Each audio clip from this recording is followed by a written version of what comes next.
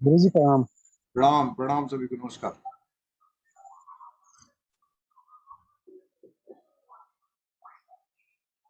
प्रणाम प्रणाम प्रणाम सर। प्रणाम प्रणाम हरिओम सर। प्रणाम प्रणाम। आप सभी को कल की रिकॉर्डिंग नहीं मिल पाई है, मैं आज इसको पूरा कर रहा हूँ। रिकॉर्डिंग किसी कारण वजह है। प्रणाम नमस्कार सर। नमस्कार प्रणाम नमस्कार। सर। अगर किसी के केस हो तो वो रख दें, लेकिन अपना पूरा करने के बाद ही मैं आगे बढ़ूँ।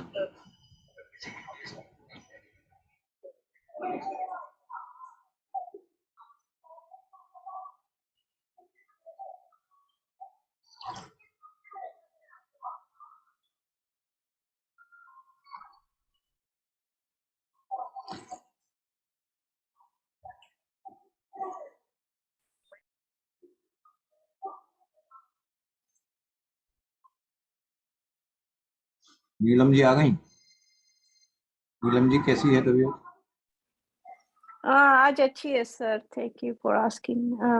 बहुत ड्राई कफ था, फीवर। आज अच्छा फील कर रही हूँ। वो अपना आयुर्वेद का भी ले रही हूँ एंड वो दवा भी ले रही हूँ, तो अच्छी फील कर रही हूँ आज। सर प्रणाम। प्रणाम। थोड़ा खाने पीने पे भी ध्यान रखिएगा है। हाँ या I know, thank you. Sir एक फीडबैक देना चाह रहे हैं सर। मैं शुरू इसको पहले वंदना कर लें, उसके हाँ बाद। Sir ji, thank you sir.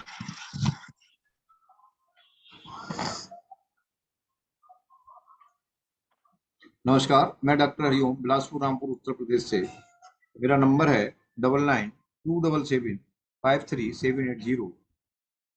आज की संगोष्ठी का प्रारंभ हम चरक वंदना से करते हैं। यदा मतस्या अवतरेण अर्णाभिद्युद्धिता तदा शेषाय तत्र बुभेदा सागम अवात्मा यतश्रेयवायातु ज्ञाता किंचिन्धिता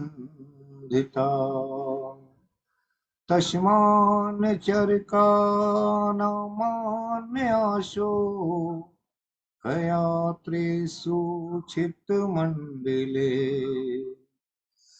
सावात्चरिका चंसु जाकृता पातांजल महाभाष्य चरक प्रति संस्कृते मनोवाक्याय दोषाणाम् प्रिय पते नमः। प्रिय पते नमः। प्रिय पते नमः।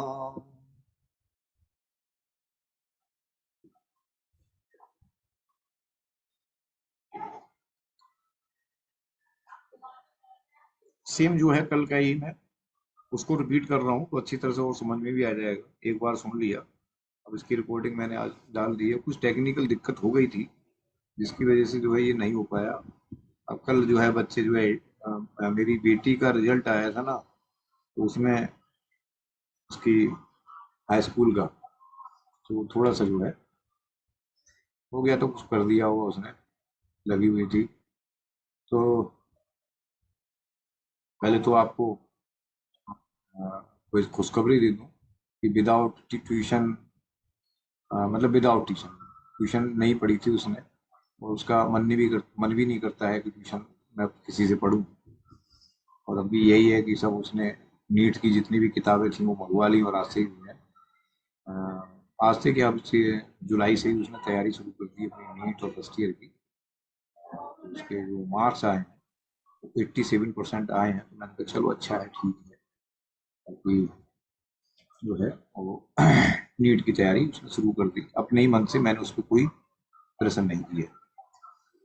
खैर, मैं परसों से कल से जहाँ मैंने खत्म किया था परसों, आज वहीं से फिर मैं शुरू कर रहा हूँ। और जब मैं फिर शुरू कर रहा हूँ तो मैं उसको पहले ब्रीफ कर दूँ, थोड़ा टाइम लगेगा। अगर केस है संगीता जी का एक केस है और निधि जी का एक केस है, बाकी अगर किसी का हो तो बीच में वो डाल दें, फिर मैं उसी के हिसाब से इसको खत्म करूँ। तो मेरे केस है ठीक तो 2। तो मैं गौरव जी से चाहूंगा कि पहले feed book. Thank you thank you thank you. हाँ सर, नमस्ते हाँ सर।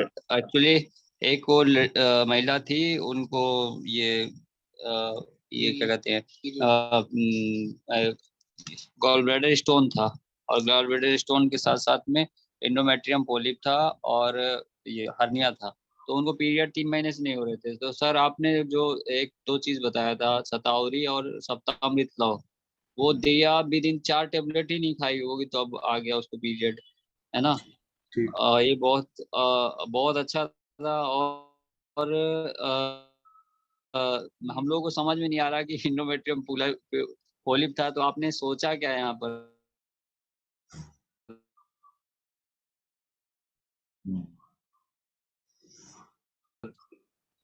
देखो दवाइयाँ तो हम सबसे पहले उसको सभी दे चुके थे, ठीक है, लेकिन वहां पर क्या था कि आतरप सही से बन नहीं रहा था। और क्योंकि सप्ताअमृत लोहो एक मज्जा धातु पर काम करता है, मज्जा धातु का संबंध सीधे जो है हमारे वो पुरीधर कला से होता है। और पुरीधर कला पे मैंने जो है उसको वहां पर वायु को शांत कर दिया। वो किसी तरह से वहां पर उस जो आतरप था, जो हमारा रस था, उसमें से वो सही रूप से मतलब यानी कि बन नहीं पा रहा था। और बन रहा था तो उसमें, क्योंकि शतावरी का एक काम और भी है, शतावरी मज्जा धातु पे भी काम करती है, तो मैंने दोनों ऐसे ड्रग दिए जो शतावरी पे काम करें और मतलब यानी कि मज्जा धातु पर काम करें। तो मैंने उसको ऐड किया तो दोनों ही एक्टिव हो गए और पक्का सा भी ठीक। कभी कभी होता क्या है, अब मैं इसी मसलो बता देता हूँ। कभी कभी होता क्या है कि जब फाइब्राइड के कोई मरीज होते हैं, तो मैंने अपनी क्लिनिकल प्रैक्टिस में कोई मुझसे ये कंप्लेंट आती है मेरे पास कि डॉक्टर साहब हमारा जो वो तो सब कुछ ठीक है, और ठीक होने के बाद आज अ, मेरे को कहते हैं ना कि बेटी खुश होती है तो सब कुछ खुश होता है। और मुझे आज एक पहला मतलब जैसे ही मैं वहां से आया, हॉस्पिटल से आया 3:30 बजे, मैं बैठ भी नहीं पाया। तो एक एटा, दो एटा से, एटा मेरे यहाँ से पौने 200 किलोमीटर, 200 किलोमीटर के आसपास है, दो एटा से। और एक पेशेंट जो है वो डोई वाला, लखनऊ के क्या नाम है उसके, देहरादून के पास में है, डोई देहरादून वाला। के। हाँ देहरादून के पास में है, डोई वाला से। और एक पेशेंट बिजनौर से, और दो पेशेंट रामपुर से, और एक पेशेंट मेरे यहाँ लोकल यहाँ से बैठे हुए थे। और उसमें सबसे बड़ी बात ये थी कि वो जो सातों पेशेंट थे वो सब फाइब्राइड के थे। इसमें 3 पहले से ट्रीटमेंट हो रहा था और 4 एकदम नए आए थे। तो एक हमारे डॉक्टर साहब हैं जो हमारे उस पे जुड़े हुए हैं, उनकी जानने वाली हैं, वो भी आई थी। तो वो परहेज वरहेज नहीं करती थी, तो वो परेशान थी कि आप कर पाओगे नहीं कर पाओगे। तो वो जो 3 मरीज चल रहे थे पहले से, उनका एक 46 का था और एक फाइब्राइड 24 का था। तो 24 का बिल्कुल खत्म हो गया, 46 का 39 आ गया।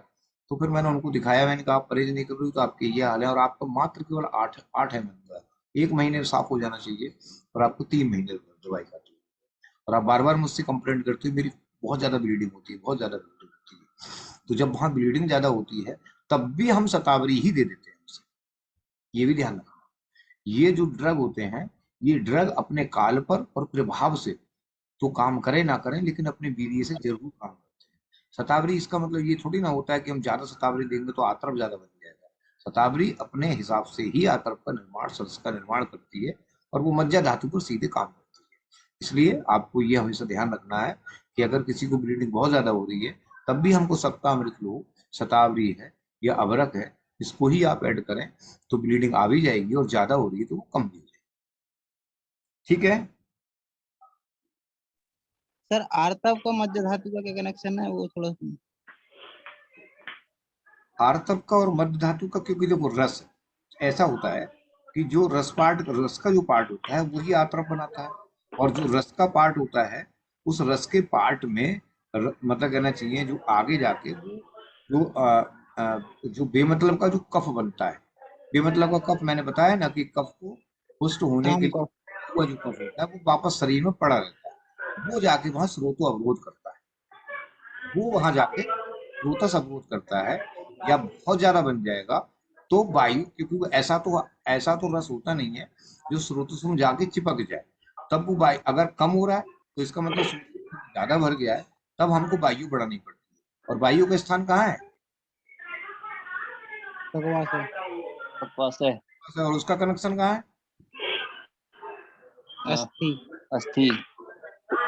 और मज्जा, दोनों उसके जी। कनेक्शन है। मैंने उसी को ही बढ़ा दिया और आंतरम निकल के बाहर।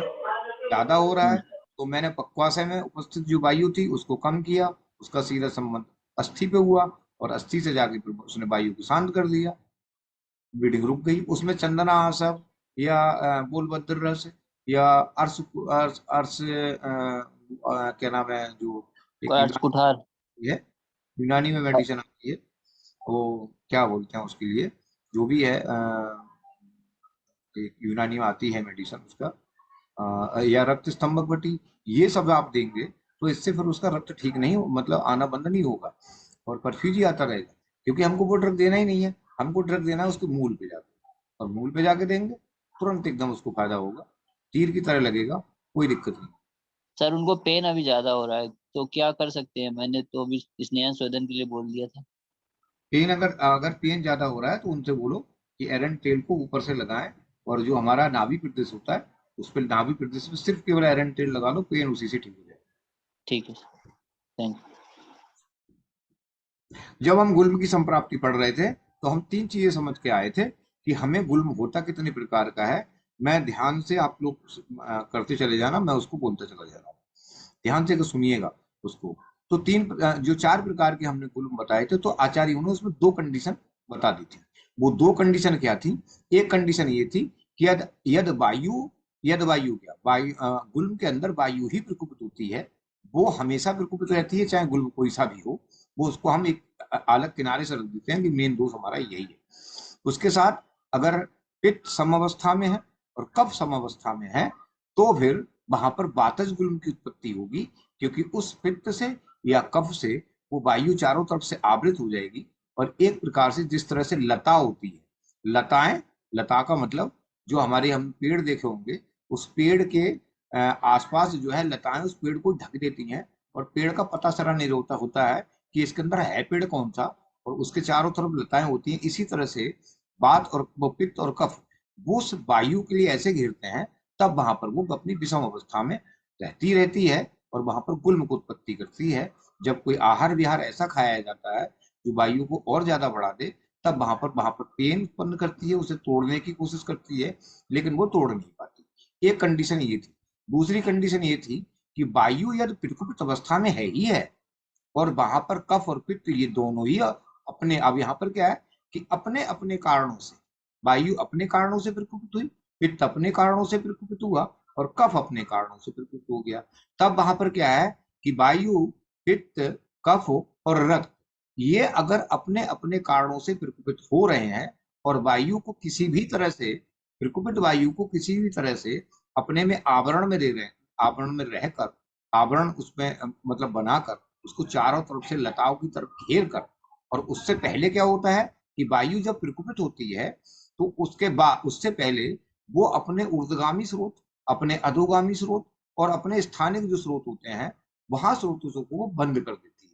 बंद करने के बाद फिर कोष्ठ में वो, मतलब कहना चाहिए, प्रकुपित रहती है, और उस स्थिति में फिर जो कुछ भी उसे मिलता है, अगर पित्त प्रकुपित आहार उसने खा लिया, वायु पहले बढ़ी हुई है, तब वहां पर पित्त उसके चारों तरफ पित्त उसका आवरण करेगा और वायु को घेर लेगा, तब वहां पित्तज गुल्म की उत्पत्ति, तब वहां पर ऐसे ही कफज गुल्म की उत्पत्ति होगी, और ऐसे ही रक्तज गुल्म की उत्पत्ति होगी। जब कोई संतर्पण आहारजन खाता है, आहारजन विहार करता है, तो उससे पित्त प्रकुपित होता है, और वही पित्त अगर, अब ऐसा नहीं है कि फाइब्राइड में केवल रक्तज ही होगा, लेकिन मतलब कहते हैं, और कहते क्या हम लोग देखते हैं कि पित्त से ही रक्त दुष्ट होता है, लेकिन वायु से भी होता है, लेकिन कफ से भी होता है।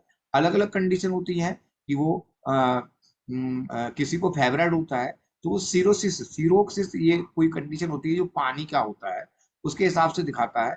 कोई कहता है मांसपेशी के हिसाब से दिखाता है, कोई राउंडेड होता है, कोई कहीं किसी की बाल पे चिपका होता है। अब मैं आपको दो चीजें और बता देता हूँ, मुझे ध्यान आ गया। मैं बता रहा हूँ कि जब भी मुझे कुछ नया या मैं बताता हूँ उसको, तो उसमें इंप्रूवमेंट आते चले जाते हैं।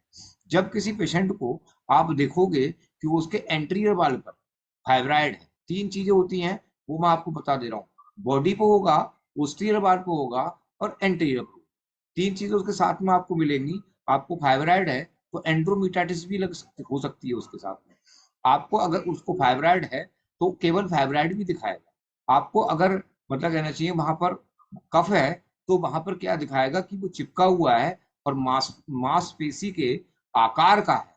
मांसपेशी का आकार का मतलब वो लगेगा ही नहीं कि कफ है। इसके पीछे थोड़े से लौट के और चले जाओ, तब आपने देखा कि गुल्म में केवल दोषों के द्वारा गुल्म होता है। विद्यार्थी से अगर इसका डिफरेंस करेंगे तो विद्यार्थी में रक्त और मांस ये दोनों इन्वॉल्व होते हैं, लेकिन गुल्म में कोई भी धातु इन्वॉल्व नहीं होती है। धातु इन्वॉल्व तब होती है जब उसको दुष्ट किया जाता है। वो दोषों के द्वारा जब दुष्ट होती है, जैसे पित्त के द्वारा वो दुष्ट हो गई, हमको अम्ल पित्त की संप्राप्ति मिलेगी। पित्त फाइब्राइड के अंदर अगर ऐसा है और वहां पर एंड्रोमेटाइटिस की कंडीशन भी मिलेगी, दो चीजें मिली। मैं आपको ये चीज बता रहा हूँ क्योंकि मेरे अब तक कम से कम कुछ नहीं तो बहुत ज्यादा नहीं तो 10,000 केस जो है वो फाइब्राइड के मैंने, उनमें से मैं ये नहीं कह सकता कि 10,000 ठीक है, हाँ कम से कम 8,000 तो ठीक मैंने कर ही दिए हैं। उसमें हर तरह से मेरे को संप्राप्ति बतानी पड़ती है, वो मैं आपको बता रहा हूँ। ये क्लिनिकल है। इस वीडियो को आप सुनिएगा और सुनने के बाद बार बार सुनिएगा, और उसमें फिर आपको लगेगा, और जब आपको लगे कि आप बना ही नहीं पा रहे, तो जो एंटीरियर में होगा, जो पोस्टीरियर में होगा और बॉडी में होगा, इसमें अंतर क्या है। जब एंटीरियर मतलब कहना चाहिए हमारे यूट्रस के अंदर फाइब्राइड जब होता है तो उस स्थिति में वो वहां पर सिर्फ केवल एंटीरियर बाल पे या बॉडी पे, ये ध्यान रखना, एंटीरियर वाल पे या बॉडी पे। अगर इन दो जगह फाइब्राइड है तो आप सीधा सीधा मान के चलें कि मान के क्या चलें, आपको पूरी तरह से दिखाई पड़ जाएगा उसमें कि ये जो फाइब्राइड है वो कफज है, अर्थात इसके अंदर कफ भी मिश्रित है, रक्त भी है और रक्त के साथ पित्त भी है और वायु तो है ही है। वहां पर हमको चिकित्सा बड़े ध्यान से करनी पड़ती है और वो ध्यान होता है वायु पर जाकर, क्योंकि इसका जो मूल है वो वायु है। और वहां पर हम जब पहले चिकित्सा किसकी करें, अब देखो थोड़ा सा कल से डिफरेंस हो रहा है, और मैं जब जब इसको आपको नया करके बताऊंगा तब मेरे को ध्यान में आता चला जाता है कि मैंने आज जैसे ही 6 केस मेरे दिमाग से निकले, और वो 6 केस जो है 7, और वो 7 केस वो कुछ डिफरेंस उसमें अलग लग रहा था, लेकिन मेरे ख्याल से वो 4 प्रकार के केस एक तरीके से मेरे सामने आए थे कि किसी के एंट्री वाल पर है, किसी के पोस्टीरियर वाल पर है, किसी के जो दो थे जिसके उसके एंटीरियर वाल पे था, नहीं बॉडी में था, और उसके बॉडी में था और उसके एंटीरियर पर था, और उसको साथ में एंड्रोमेटाइटिस।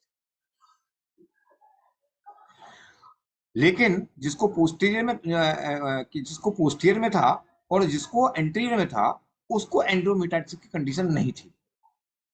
लेकिन जिसको एक को था कि जिसको एंटीरियर साइड में है उसको एंड्रोमेटाइटिस की कंडीशन नहीं थी। एक के पोस्टीरियर में था और वो था 60x21 mm का, उसको एंड्रोमेटाइटिस की कंडीशन है।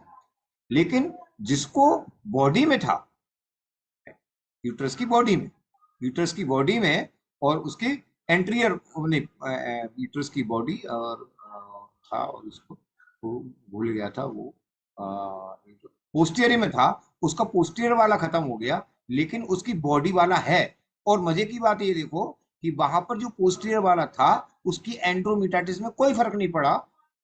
बॉडी वाला था और बॉडी वाला रह गया, एंड्रोमेटाइटिस में कोई फर्क नहीं पड़ा। जो पोस्टीरियर वाला था वो खत्म हो गया, mm का था वो खत्म हो गया। अब यहाँ पर मैं क्लिनिकली देखूं तो मेरे सामने जब मैंने पिछला अपना दिमाग घुमाया था तो इसमें मुझे यही कंडीशन सामने दिख रही थी सामने, कि ऐसे मैंने बहुत से पेशेंट देखे, और आज एक मेरे पास ग्रॉस पेशेंट आए हुए हैं। उन पेशेंट को जो है आज मेरे लिए कुछ नया कुछ मिल गया, और जब कुछ नया मिला तब मैंने आपको उसको शेयर कर दिया। तो हर दिन हम किसी मरीज को अगर देखेंगे what is the difference between गुल्म एंड अवरुद्ध, नीलम जी पूछ रही हैं, तो गुल्म और अवरुद्ध में क्या होता है मैंने बता दिया आपको। एक डिफरेंस होता है कि गुल्म में दोषों के द्वारा गुल्म होता है, वात पित्त कफ और रक्त के द्वारा गुल्म होता है, जबकि विद्धर्दी में केवल जो है वो रस, मतलब दोस्त तो होंगे होंगे, लेकिन उसमें जो रक्त है और मांस है ये दोनों इन्वॉल्व होंगे, और वो विद्धर्दी हमेशा पकती है, गुल्म भी पकते हैं अगर वो बहुत दिन तक पड़े रहें और पित्त का संसर्ग हो जाए तो गुल्म भी पक जाते हैं। इतना सर आपको सर 2 क्वेश्चन पूछने थे मुझे। क्वेश्चन बाद में पूछ लेना, मैं पहले पूरा कर लूं इसको। ठीक है सर।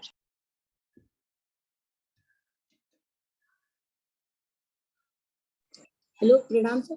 सर इसमें पोस्टीरियर वॉल फाइब्रॉइड में मेन दोष कौन सा बताया आपने? मैं बता रहा हूँ, हाँ जो मैं बता रहा हूँ, अगर उसकी बॉडी में है तो पित्त है और एंडोमेट्रियोसिस की कंडीशन मिलेगी। अगर वो पोस्टीरियर में है तो वहां पर कफ है, और अगर एंटीरियर में है तो वहां पर। सर अभी पहले आपने बताया कि एंटीरियर वॉल और बॉडी में है तो वहां पे मेनली कफ है, अभी आपने सर बताया था सर। क्या एंटीरियर वॉल और बॉडी में आपने कफस बताया, कफस है अभी एंटीरियर में और बॉडी में। बॉडी से एंटीरियर, हाँ एंटीरियर नहीं, एंटीरियर में और बॉडी में है तो वहां पर पित्त है, और वहां पर एक कंडीशन और मिलेगी, एंटीरियर में और बॉडी में वहां पर एक कंडीशन और मिलेगी, एंड्रोमीट्राइटिस। थिन जो यूट्रस की जो वाल्व होगी वो थिन होगी,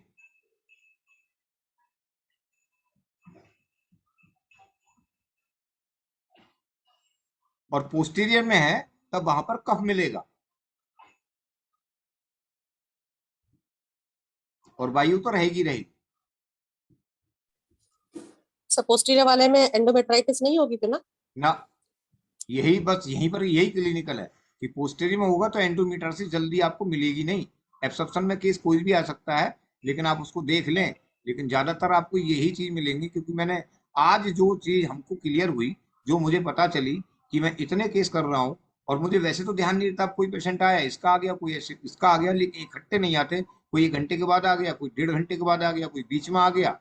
और फिर आज वो चारों जो 7 केस मेरे घर पे थे, तो उसका मैंने पूरी समीक्षा की, इनका क्या है, इनका क्या है, इनका क्या है, इनका क्या है, और मेरे को पता लगी कि 3 केस ऐसे हैं जिनको एंटीमेटाइटिस है और उसके साथ में ये कंडीशन लगी हुई है, और 4 बिल्कुल ऐसे हैं जिनका कभी किसी का जो है मतलब सिंगल है, किसी का इंटीरियर में है और किसी का पोस्टीरियर में है, और जिसका बॉडी में है उसको मेन रूप से मिल रहा था कि इसको एंडोमेट्राइटिस है। आगे कुछ हो सकता है और भी केस ऐसे हों, लेकिन यहाँ पर जो ऑब्जर्वेशन किया गया था वो यही था कि यहाँ पर हमको ये देखना जरूरी होता है कि बॉडी के अंदर तो नहीं है।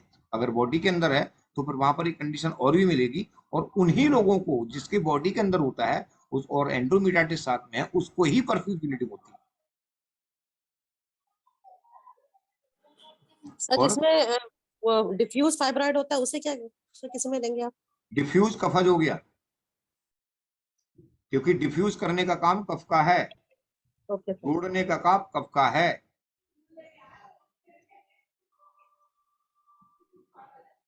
आगे चलता हूं, इतना आपको समझ में आ गया।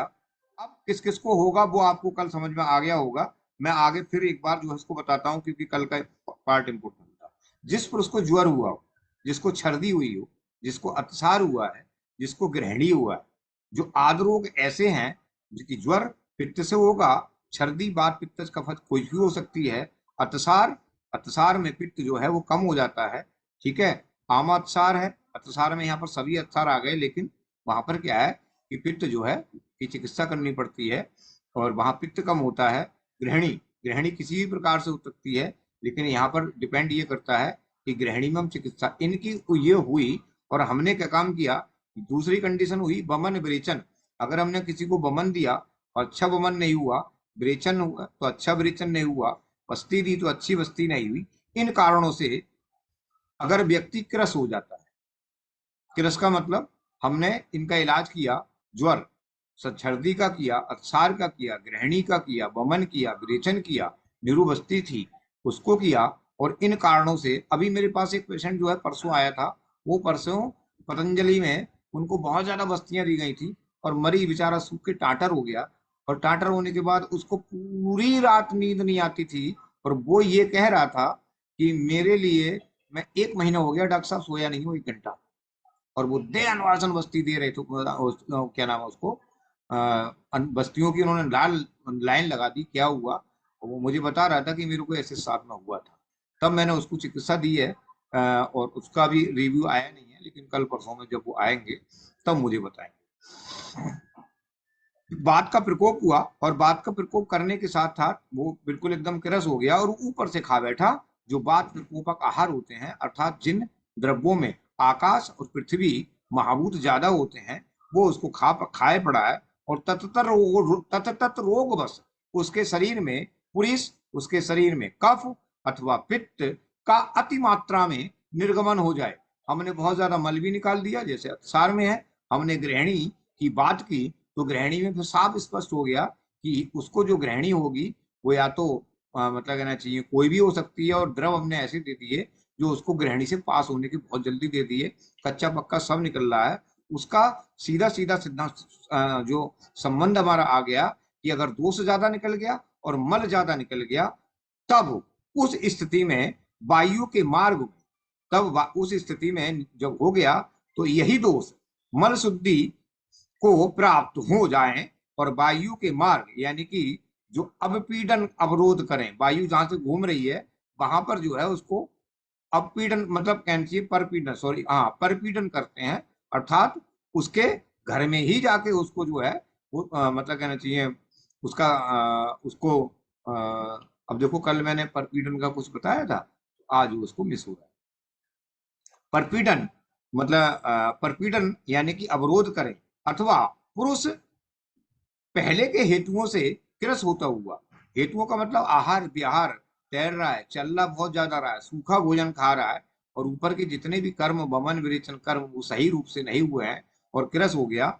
होता हुआ भी अगर सामान्य स्थिति में होता हुआ भी तब क्या है, क्षुधित जो मतलब कहना चाहिए जो क्षुधित यानी कि क्षुधित मतलब भूख लग रही है और भूख लगने पर भी भोजन वो संपूर्ण रूप से खा ही नहीं रहा है, डर के मारा कि मैं भोजन कम खाऊं तो ठीक ही है, और पेट भर के भोजन नहीं खा रहा है, उसके साथ शीतल जल भी पी रहा है, और भोजन के बाद वो कूद रहा है, वो तैर रहा है, इन सभी गतियों से सवारी पे चल रहा है। सवारी का मतलब झटकेदार सवारी पे चल रहा है वो, और यात्रा करना उसने शुरू की और अधिक मैथुन कर रहा है। ये इसको हटाएं, क्योंकि ये स्थिति जो है जल्दी हम किसी से पूछ भी नहीं पाते हैं, और अगर आपको लगता है जल्दी पूछ सकते हैं तो आप उसको पूछ लीजिए। तब शरीर अवयवों में अब यहां से संप्राप्ति बनती है, क्योंकि ये संप्राप्ति ही मैंने कल बताई थी, और ये संप्राप्ति का ही पार्ट क्या है, यही संप्राप्ति है इसकी, जो मैं कल यहीं से उसको शुरू किया था ऊपर से, मतलब जो अब तक बता के चला आया अब अभी तक, ऊपर से भी ऐसा होता है।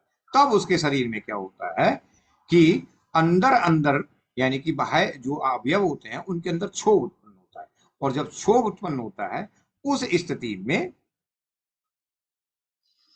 अब आपको समझ में आ गया होगा, जब क्षोभ उत्पन्न होगा और क्षोभ उत्पन्न करने वाली जब वो चेष्टा करेगा और सर्दी का वेग ना हो था उसका वो उद्दीर्ण करे, वेग नहीं है और मुंह में डाल के उसको लग रहा है मैं अभी करता हूँ, मैं अभी करता हूँ, वेग डाल के फिर भी उसको मतलब कहना चाहिए उद्दीत करता है।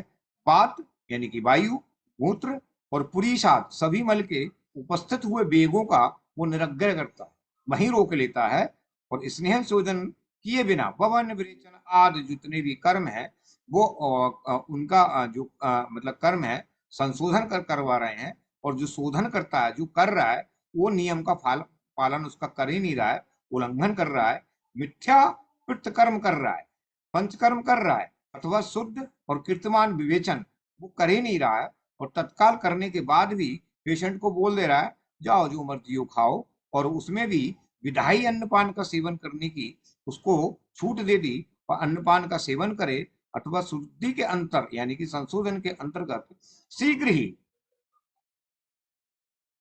श्रावी कफ की वृद्धि करने वाले जो अभयसंधि गुण वाले होते हैं, अर्थात अभयसंधि का मतलब जो स्रोतों को रोकने वाले होते हैं, जो स्रोतों को क्या बोलते हैं उनको, जो स्रोतों को बंद करने वाले होते हैं, कफवर्धक आहार वो उस प्रकार का अन्न करे, अन्नपान करे, रूक्षपान करे, आघात यानी कि जबरदस्ती, क्योंकि दर्द होता है ऐसे पेशेंट के शरीर में जब वायु प्रकोपित होती है तो दर्द होता है, और वो घर में आके कहता है जरा मेरे पैर दबा दो, जरा मेरा ये करो, तो लेट जाता है और बच्चों से ऐसा करके ठुकवाता है पैरों को कि ठोको, मेरी तीलियों में बहुत ज्यादा दर्द हो रहा है। तो अगर वो आघात भी करवा रहा है इस चीज को, इसका, और शोक बहुत कर रहा है, इन कारणों से वायु और विषम होकर कोष्ठ में प्रकोप को प्राप्त हो जाती है। जब ये प्रकोप को प्राप्त हो गई, अब यहां पर जब ये प्रकोप को प्राप्त हो गई, ये सब चीजें हमने पढ़ ली, अक्सर हम करते चले जाते हैं और ये सभी डिजीजों में हम पढ़ते हैं, यहां तक कोई नई बात नहीं है। नई बात कहां है? गुल्म की उत्पत्ति अब होगी, इससे पहले तो जितनी भी चीजें थी सब जानते हैं। ज्यादा सो मत, ज्यादा टहलो मत, ज्यादा ये मत करो, कूदो मत, फांदो मत, या भोजन खाने के बाद बहुत ज्यादा मत चलो, इन सब चीजों को सब लोग जानते हैं। और हर डिजीज के अंदर आपको ये संप्राप्ति मिलती है कि वायु किस तरह से बढ़ती है। लेकिन इसके बाद क्या हो गया? फिर कुपित हुआ ये वायु पित्त और कफ को साथ लेकर, पित्त और रक्त, पित्त, कफ और रक्त सहित, खुद बंद नहीं करती, ये ध्यान रखना। अब देखना, पित्त और कफ को साथ लेकर या कफ और रक्त सहित ऊर्ध्व ऊपर की ओर, अधा नीचे की ओर, त्रियक मार्गों को, सबको अवरुद्ध करता है। और जब ये अवरुद्ध करता हुआ, जब मार्ग अवरोध बस, अब अवरुद्ध कर दिया तो मार्ग अवरुद्ध हो गया, और हो गया तो वो कारण बन गया। स्वयं, स्वयं का मतलब वायु,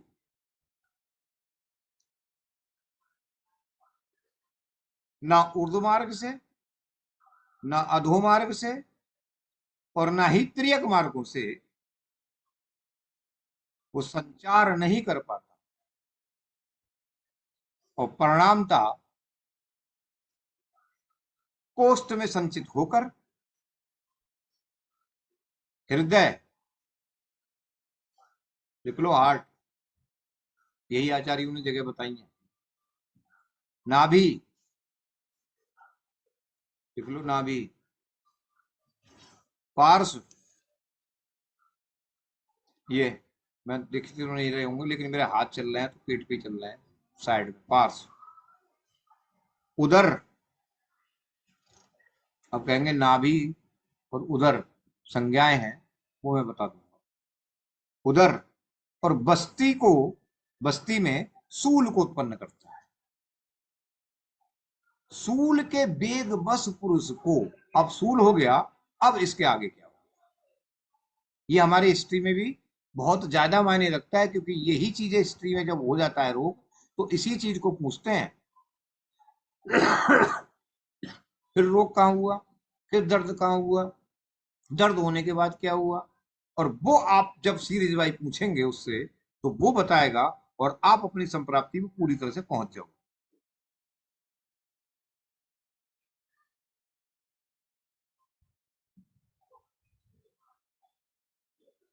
ये सुदामिनी जी, हाँ हमारी डॉक्टर साहब वो कह रही हैं, सुदामिनी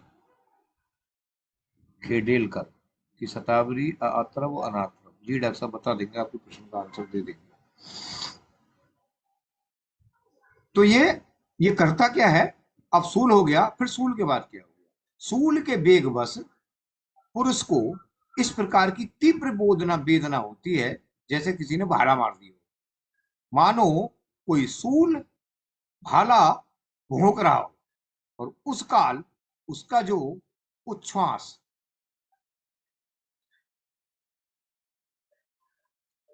कल यहीं पर थोड़ा सा डिफरेंस हो गया था, और मैं उसको, किसी ने मुझे डॉक्टर अशोक जी ने बताया था, शायद अशोक जी हैं या किसी ने बताया था, उच्छ्वास और निश्वास, इंस्पिरेशन में दिक्कत होती है, ये बताया था। तो उसको सांस लेने में दिक्कत होती है। अब वो सांस लेने में दिक्कत आप समझ ही गए होंगे कि जब उधर सर में उच्छ्वास, सर उच्छ्वास तो सांस छोड़ना होगा ना। है। सर उच्छ्वास एक्सपायरेशन होगा, एक्सपायरेशन सांस छोड़ना। अरे मुझे कंफ्यूज क्यों कर रहे हो? कल वो सांस लेने में कह रहे थे यार। नहीं छोड़ना ही आपने होता है। नहीं सर छोड़ने छोड़ना की बताया, उच्छ्वास होता है। छोड़ना ही बताया था सर उन्होंने। छोड़ना ही है। यस सर, कल यही बताया था। सर मैंने निश्वास बताया था लेना वो। होगा।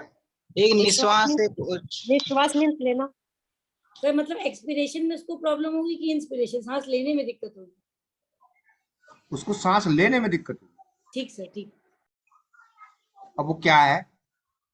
हालांकि आयुर्वेद के सर माफी चाहता हूँ मैं सर, प्लीज। इसीलिए आयुर्वेदिक अगर पढ़ रहे हैं हम आयुर्वेद को, तो आयुर्वेद की टर्मिनोलॉजी को भी सबको समझना चाहिए। हाँ, अन्यथा यह कंफ्यूजन ना होती है आपको। खुद कंफ्यूज हूँ, मुझे खुद जो है उसमें। अब जैसे कभी कभी क्या होता है ना, वो 2 वर्ड है वो मैं खुद कंफ्यूज कर जाता हूँ कि वो वायु का जो योग वायु गुण होगा हमेशा भूल जाता हूँ मैं उसको। जी जी जी जी।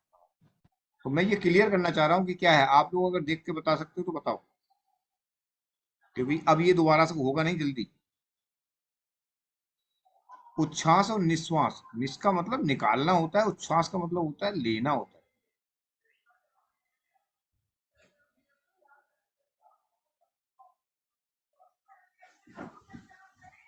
मैं ही ढूंढू फिर क्या? रुको, अच्छा 1 मिनट। सर आज देख के भी ग्रुप पे हम डाल देंगे सर, उनको लिखा है लेकिन अभी अरे नहीं, ग्रुप पे नहीं डालना। कोई भी चीज करना है तो अभी करना है। सर वैसे उच्छ्वास छोड़ना ही होता है। जाओ। सर निश्वास मीन्स होगा सांस छोड़ना। निश्वास मीन्स सांस छोड़ना, नी यानी छोड़ना होता है। विश्वास मीन्स उच्छ्वास यानी लेना होता है सर, और निश्वास यानी छोड़ना। नी यानी उसको छोड़ना है ऐसे। देखो ये चीज कहाँ मिलेगी मुझे, मैंने कहा।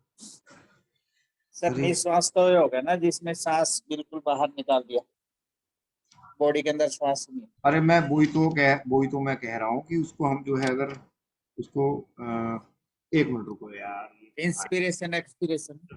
जाओ, मिल गया मुझे। एक्सपिरेशन को बोलते हैं निश्वास। नहीं सर निश्वास में सांस छोड़ देते हैं, पूरी निश्वास कर देते हैं, सांस को नील कर देते हैं, बाहर निकाल देते हैं। और उच्च श्वास में वायु को अंदर कर लेते हैं, इनहेल कर लेते हैं।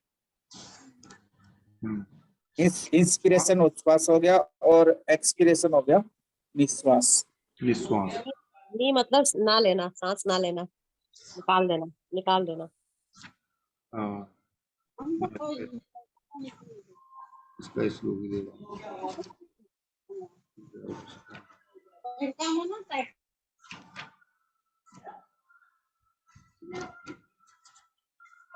हाँ ठीक है। ये जो छोटे छोटे से वर्ड है ना, ये लिख तो देते हैं, लेकिन इसका वो इंग्लिश में जब ये हम लोग करते हैं ना कि कोई किसी ने बोल दिया इंस्पायरेशन, हम समझ गए। अब हम आयुर्वेद की हम भी कभी कभी थोड़े से ऐसे वर्ड होते हैं तो ध्यान भी नहीं रखते हैं उनका। आदमी अपने आप ही बोल देता है एक्सप्रेशन, और मुझे सांस लेने में दिक्कत हो रही है। तो अक्सर जो पेशेंट भी बोल देता है आजकल जो है मुझे एक्सपायरेशन में परेशानी हो रही है, तो हम लोग अपनी बातें भूल गए। गूगल पे भी सर, गूगल पे भी है कि उच्छ्वास यानी लंबी गहरी सांस लेना, और निश्वास यानी कि नाक से निकली सांस। ठीक है सर रामलाल से सही, आप ठीक है। ठीक ठीक होगी। तब क्या है कि अवरुद्ध करता हुआ जब वो नहीं निकल पाता है, तब उस स्थिति में उसका उच्छ्वास भी साकष्ट होता है, अर्थात उसे सांस लेने में दिक्कत होती है। और देखो संप्राप्ति वहीं जा रही है, जब कोष्ठ पूरा वायु से भरा हुआ है तो वो सांस कैसे ले लेगा? इस स्थिति में डायफ्राम को होगा, डायफ्राम को फैलने की तो जगह होनी चाहिए। अब वो डायफ्राम पहले से ही फैला हुआ है, तो फिर उसको जब पहले कितना फैलाओगे, और तो जब फैलाएंगे उसके लिए तो अब वो तो पहले से फैला हुआ है क्योंकि वहां वायु पहले से ही कोष्ठ में पूरी तरह से प्रकोपित है। तब वहां पर अब यहाँ पर जो सूल है और जो निश्वास की उच्छ्वास की कंडीशन आ रही है, कंडीशन आ रही है, इसको अब हम पूरी तरह से ध्यान में रखेंगे कि अब आगे जाके क्या होगा।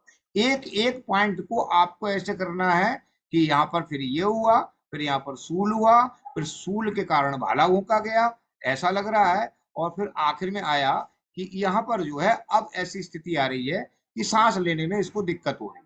अर्थात हमको बिल्कुल क्लियर होता चला जा रहा है कि कोष्ठ के अंदर वायु खूब अच्छी तरह से प्रकोपित है, और वो उसने डायफ्राम को पूरी तरह से ऐसे फैला रखा है, पेशेंट को अब सांस लेने में दिक्कत हो जा रही है। तब वायु के साथ पित्त, वायु के साथ कफ और एवं रक्त का अनुबंध होने में स्थिति कफ एवं पित्त की अवस्था के भेदा अनुसार दो प्रकार की अब हो जाएगी। अब हमारी डायग्नोसिस जा रही है कि जिस तरह से हम डायग्नोसिस बना रहे हैं उसकी तरफ जाएगी कि इसमें पित्त है या कफ है।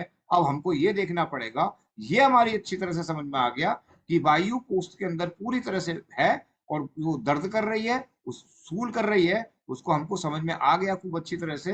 अब हमारे दिमाग में आएगा कि सूल कर रहा है तो इसको कहीं ऐसा तो नहीं कि क्या बोलते हैं उसको, इंटेस्टाइनल ऑब्स्ट्रक्शन, पैंक्रियाटिस की कंडीशन। देखो डिफरेंशियल डायग्नोसिस में हमको लिखना पड़ेगा, मे भी हो सकता है ये हो रहा है। अभी हमारी डायग्नोसिस जा रही है 90%, 80% जा रही है उधर की तरफ, लेकिन अभी अब कंफर्मेशन नहीं हुआ है हमारा। वो कंफर्मेशन तब होगा जब हम आखिर तक देख लेंगे। तब इसकी दो अवस्थाएं होती है, कफ और पित्त। अब अगर सम हो, मैंने कल भी बताया था, कफ अगर और पित्त अगर सम हो तो कुपित वायु अपने चलत से इन्हें स्थानच्युत कर इनके असायों में जाकर, अब पित्त का असाय कहाँ हुआ, गृहिणी, और कफ का असाय कहाँ हुआ, आमाशय। इनके आशय में घुस गई, और जबकि वो बेचारे शांत से बैठे हुए थे, हम तो सामने, हम तो कुछ कर ही नहीं रहे, हमें क्या मतलब है करने का, हम तो फिर को पता ही नहीं, हमें जो आर व्यवहार दिया जा रहा है वो हमें सभी सही दिया जा रहा है। अब आप आगे बताओ क्या करोगी। तब वो अपने साथ लेकर, अपने चलत से इनको साथ लेगी। क्योंकि एक चीज मैं आपको बता दूं, आज ये बहुत ज्यादा इंपॉर्टेंट बात बता दूं, कोई भी दोष अपनी सम अवस्था में होता है तो वो अपने गुणों से भरपूर होकर बॉडी के नैसर्गिक कर्म ही करता है, कभी भी वो रोग को उत्पन्न नहीं करेगा। ये आप बिल्कुल ठीक है। अब तीसरा आदमी लेके चल दिया उसको, उन्होंने कहा चलो हमारे साथ चलो, रैली है रैली। बोले रैली, बोले वायु तो रैली समझ रही है ना, तो तू भी चल और तू भी चल, सम हो जा, सम होगी तो चल। और विषम है, विषम का मतलब आप सीधे सीधे समझ सकते हैं कि सम है तो वो सीधा साधा है भाई, और अपनी प्रकुपित अवस्था में नहीं है, वो शांत है जो अपने काम कर रहा है। उसको क्या करेगी, तब उसको उठाएगी बात। अब यहाँ पर अपाय अपकर्षक का नियम नहीं लगेगा, क्योंकि दोनों ही सम है, ये ध्यान रखना। आशय अपकर्षक का नियम तब लागू होता है जब कोई दोष में से एक क्षीण हो और दूसरा सम हो, यही तो है ना। समझ आ रहा है। हमारे कुछ नए हैं, कल एक बार रिपीट, दीपाली जी आपको लग रहा है कुछ ऐप या सर से ऐसे जा रहा है।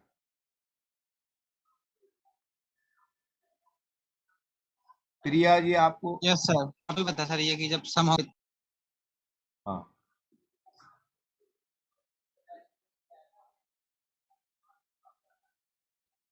हमारे कुछ नए वैद्य है ना, उनसे पूछना भी पड़ता है भाई कि, क्योंकि लाखन बोस आपको आ रहा है।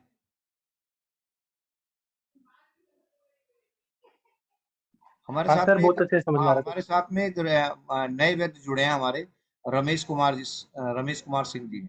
सर कैसा लग रहा है आपको, कुछ आ रही है हमारा कुछ थोड़ा बहुत ठीक ठाक? जी बताइए सर।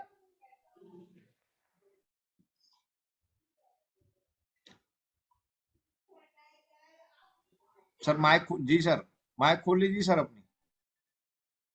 आपका फोटो तो हमें दिख गया, आप माइक खोल लीजिए सर। नमस्कार नमस्कार जी। थोड़ा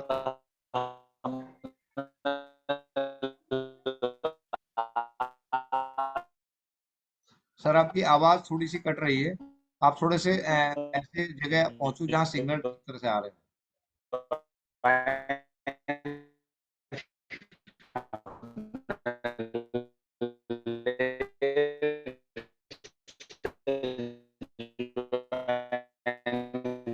आपकी आवाज बहुत कट रही है।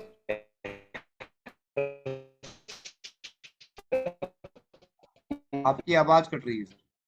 ठीक है सर, हम आपको बाद में, आप थोड़े से ऐसे एरिया में आइएगा जहां पर थोड़े से सिग्नल ज्यादा आ जाए, तो आपकी आवाज अच्छी तरह से आ जाएगी। मैं थोड़ा सा अब जा रहा हूं, तब तक आप देख लीजिएगा सिग्नल अच्छे आ रहे हैं, फिर आप बोलिएगा बीच में ही। आपको किसी की उसकी जरूरत नहीं है, आप बोल दीजिएगा। Thank you. तब क्या हुआ, जब वायु विषम अवस्था में थी और दोनों दोष जो है वो सम अवस्था में थे, आशय अपकर्षक का नियम तब लागू होता है, ये आप लिख सकते हैं, जब वायु प्रकुपित अवस्था में हो, एक दोष सम अवस्था में हो और दूसरा क्षीण अवस्था में हो, तब वायु उसको उठाएगी जो सम अवस्था में है। अर्थात मैंने कहा ना कि सही आदमी की दुनिया में जगह नहीं है, उसको टेढ़ा होना पड़ेगा, और वही काम वायु ने किया, जो सही था उसी को उठा लिया, बोले तू ही मेरे साथ चल। लेकिन यहाँ पर दो दोष सम अवस्था में है और दोनों को उठा नहीं सकती, क्योंकि दोनों के जो गुण होते हैं वो वायु से दोनों के विपरीत होंगे।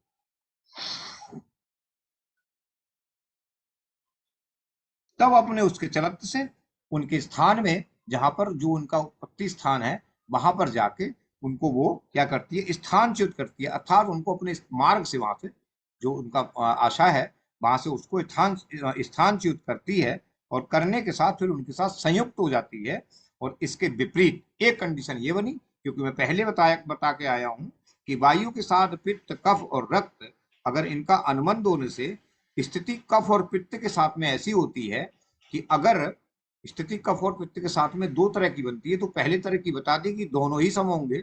अब दूसरी तरह की है कि इसके विपरीत, यदि पित्त, कफ और रक्त अपने अपने प्रकोपक कारणों से, यहाँ पर ये चीज का ध्यान रखना, वायु भी अपने अपने प्रकोपक कारणों से ही प्रकोपित हुई थी, और वायु जब अपने कारणों से प्रकोपित हुई थी, तब उसने का काम किया था, जो दूसरे दोस्त थे वो भी अपने कारणों से प्रकोपित हुए थे।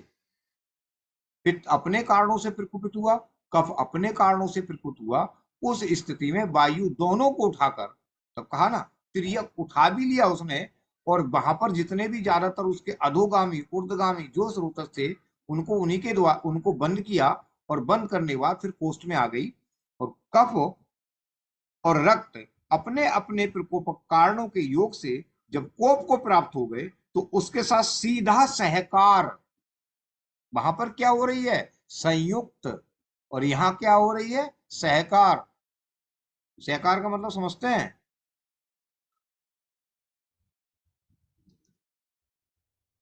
पार्टनरशिप हो गई।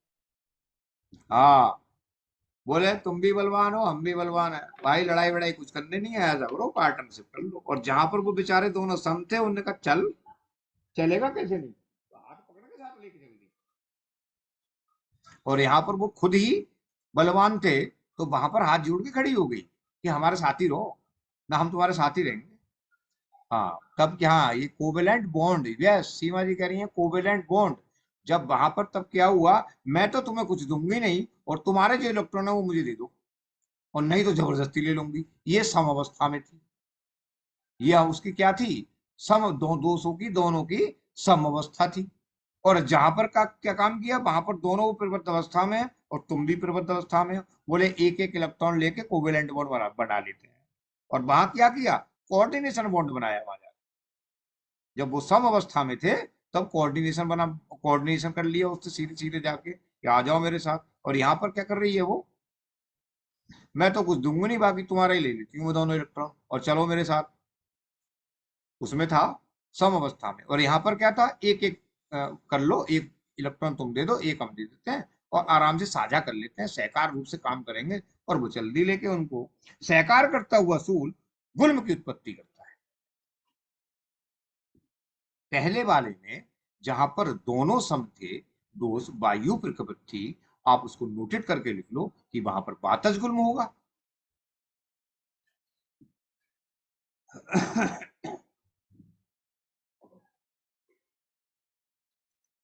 पानी दे,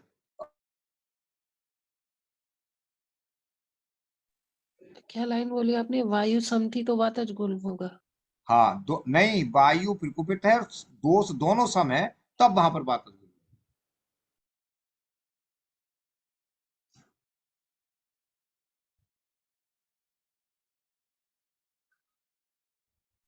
सर बस यहाँ पे ये समझा दीजिए कि यहाँ पे आशा एबकस नियम लग रहा है ना कि ना योगवाही गुण लग रहा है, क्योंकि आप बार बार जैसे ये कह रहे हैं कि ये विषम है, दोनों सम है तो सम वाले को उठा लेगी, क्योंकि बार बार यहाँ पे आशा एबकस की बात चल रही है। फिर अभी आपने थोड़ी देर पहले ये बोला था कि ये आवरण जैसा काम करती, कि वायु लेके चली गई, खींचे इसको, ली, अवरुद्ध की, तो अंदर तो वायु है, लेकिन जो दोष रहेगा, जैसे आपने बोला कि पित्त प्रकोपिता हर खाया या जो भी खाया तो उसके ऊपर आवरण बना लेगा, अंदर वायु है, तो आवरण लग रहा है कि आशा अवकाश लग रहा है कि व्यवहार विकास योगवाही गुण लग रहा है कि वो सहकारिता का नियम लग रहा है। मैं वो ही बता देता हूँ। हाँ, ये बिल्कुल जब मतलब कहीं पर संशय हो तो उसको मिटाना चाहिए। दोनों दो सम है, तब वायु जब उनको साथ लेके चलेगी तब उनको क्या करेगी, उनसे संयुक्त हो जाएगी। और संयुक्त होने का मतलब ये है कि वायु कहते हैं ना कि तुम हमसे बात कहो मत कहो लेकिन हमने तुम्हें मान लिया। कहने का तात्पर्य यह है कि वो उसके गुणों से संयुक्त हो जाएगी और उसमें वो योगवाही भी हो सकती है और उसमें वो क्या हो सकती है, योगवाही का मतलब पित्त, योगवाही का मतलब वो कफ से अगर योगवाही करेगी तो वहां पर ठंडा भी महसूस करेगी और अगर पित्त से करेगी तो वहां ठंडा महसूस करेगी। लेकिन वहां पर उसी के द्वारा वो घेरेगी वहां पर, क्योंकि उसको साथ लेके वो चल रही है, इसलिए उसके लक्षणों को दबा के अपने लक्षणों को दिखाएगी।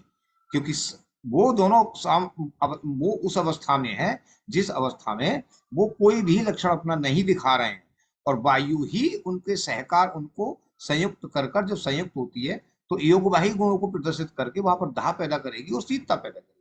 लेकिन सूल की उत्पत्ति करेगी वो होगी ये सम अवस्था में। अगर विषम अवस्था में है, अगर इसमें आका आकर्षक नियम क्यों नहीं लगा, कारण ये था कि दोनों दोष सम अवस्था में थे, कोई छेड़ नहीं था।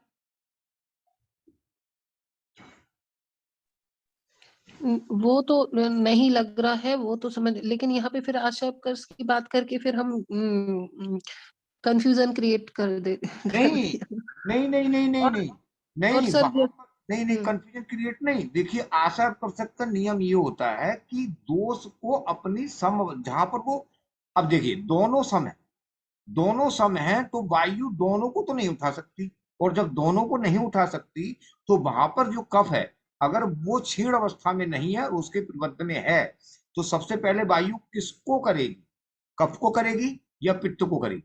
ये दोनों अवस्थाएं होती हैं कि अगर सम अवस्था में है तो उनके गुणों को तो प्रदर्शित कर सकती है, वो योग वाही गुण दोनों को लेकर चली जाएगी।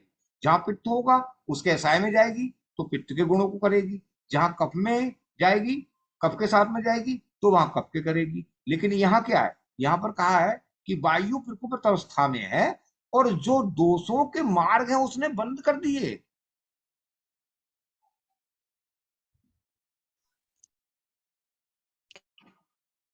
यहाँ पर ये जानना तो यहाँ जरूरी है कि किसी भी जो डिजीज गुण की के अंदर, संप्राप्ति बन रहा है, किसी भी डिजीज के अंदर कोई भी मतलब जो वायु है वो कफ के पित्त के दोषों के मार्ग का अवरुद्ध नहीं करती है, लेकिन गुल्म में पहले उसके दोषों के जो मार्ग हैं उनको अवरुद्ध करती है। अब वो किधर जाए।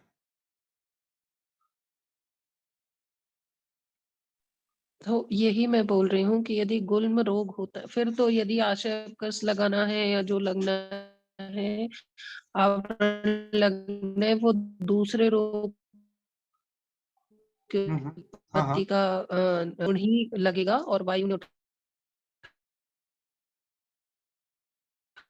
जा सब अवरोध कर दिए, पेट में बस बचा है जहाँ पे स्पेस है, स्पेस की जगह पर वायु घूम रही है और शूल कर रही है। तो यदि गुण की संप्राप्ति बनती है तो गुण की संप्राप्ति में सिर्फ वायु का योग वायु गुण ही लगता है कि वो वायु ने लिया और लेने के बाद अपने साथ लेके चली गई और जाके वहां पे बंद कर दिया। बिल्कुल तो बिल्कुल योग वायु हाँ, वहां पर वो जो गुण है अपायप कर सकता वो नहीं लगाई हाँ, लगाई तो नहीं। यही तो मैं बोल रही हूँ, क्योंकि यदि फिर ये हम ये गुण बोल रहे हैं ना तो फिर यहाँ पे फिर कंफ्यूजन हो रहा है। और सर आवरण आवरण होगा क्या यहाँ पे, आवरण होगा क्या?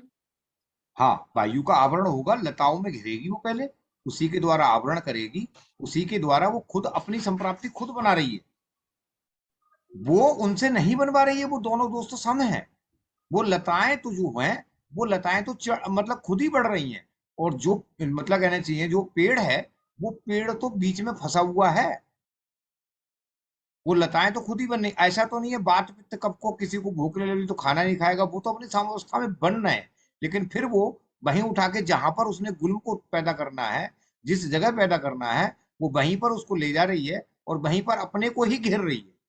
तब वहां पर जो चिकित्सा बताई है वो वायु की चिकित्सा बताई है, ना कि उनकी चिकित्सा जो वहां पर उसके हैं। पित्त की चिकित्सा नहीं करनी, कफ की चिकित्सा नहीं करनी, वायु की चिकित्सा करें। बताऊंगा इसको, आगे है, ये आगे है, आप कंफ्यूज बिल्कुल मत हो। अब इसमें दो चीजें हो गई, और वो दो चीजें थी कि वायु सर समवस्था। एक क्वेश्चन मुझे पूछना है। हाँ सर मैं 2 मिनट 2 लाइनें बोलती हूँ। हाँ बोलूं क्या? अलाउड है? हाँ, बिल्कुल बिल्कुल, जो दिमाग में आए सर वो बोलो। देखो, हाँ, जी सर देखो, सिंपल है कि जो गुल्म है वो वात प्रधान व्याधि है, ठीक है। तो वात तो कुपित है ही है, और वात जब अधो मार्ग से नहीं निकल पाती है तो वो अगर पित्त का संसर्ग करती है तो पित्त के साथ, दोष तो तीनों हैं, लेकिन अगर वो पित्त के स्थान पे जाके उत्पन्न करती है तो पित्तज लक्षण हो जाएंगे, पर गुल्म जो है वो वातज रहेगा। जैसे आपने बोला अगर पित्त के स्थान पे जाती है तो गृहिणी में जाती है, अगर कफ के स्थान पे आमाशय में जाती है, पर वो गुल्म वातज गुल्म ही कहलाएगा। आप ये कह रहे हो, है ना? मैम आपको पता है गुल्म के स्थान ही अलग बताइए, हाँ तो वो ये बता रहा हूँ। आमाशय वगैरह तो है ही नहीं, गुल्म के स्थान ही वो 5 तो है। हृदय नाभि पार्श्व उद्र, वो तो हाँ, बोला ही है इसके मैम। अलावा गुल्म के स्थान ही नहीं है, तो मतलब आमाशय हाँ तो है ही नहीं। और यही मैं क्वेश्चन पूछ रही हूँ।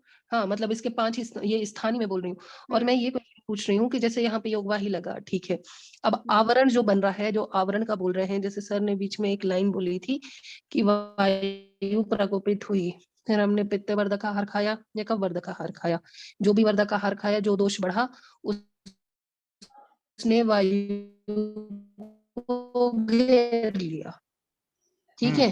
अब वायु घेर लिया, अब आप चिकित्सा कैसे करोगे बताओ?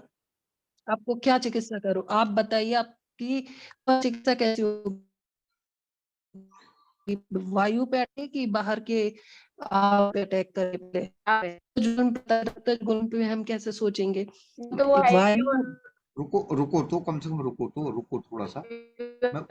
फॉर 9 months वो चलिए मैं उसको बता रहा हूँ, रुको। अभी आप जो पहले पूरी संप्राप्ति खत्म हो जाए, ठीक है। ठीक है। हाँ, अध्याय के आरंभ में, जब अध्याय का मतलब अध्याय के आरंभ में हम आपको बता के चले आए हैं कि गुल्म रोग सूल का ही उपद्रव है, और विशेष लक्षण उसे यही होते हैं कि उसमें सूल होता है।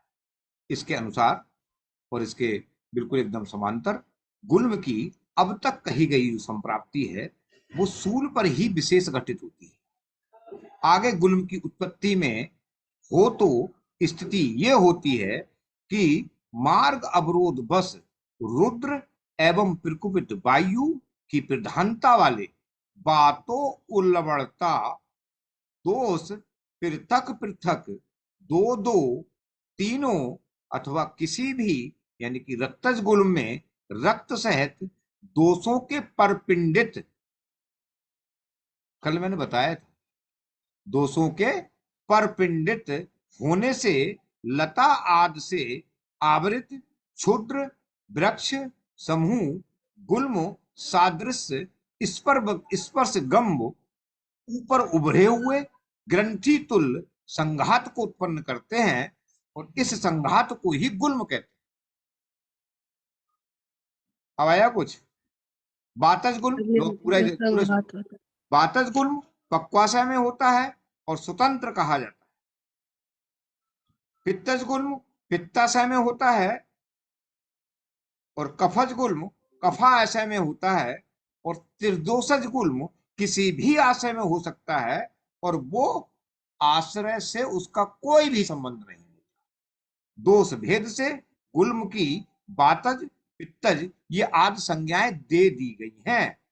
चरक सुश्रुत वाग्भट काश्यप आदि ने गुल्म की संप्राप्ति के प्रकरण में रक्त की गणना केवल रक्त के गुल्म में और उसके बाद बस पिंडित होने के रूप में की है, परंतु दोनों बागभट्ट में इसे गुल्म मात्र के निदान में दोषों के साथ उत्पादक रूप में स्थान दिया है, और इस विषय में वृद्ध बागभट्ट का वचन ये है।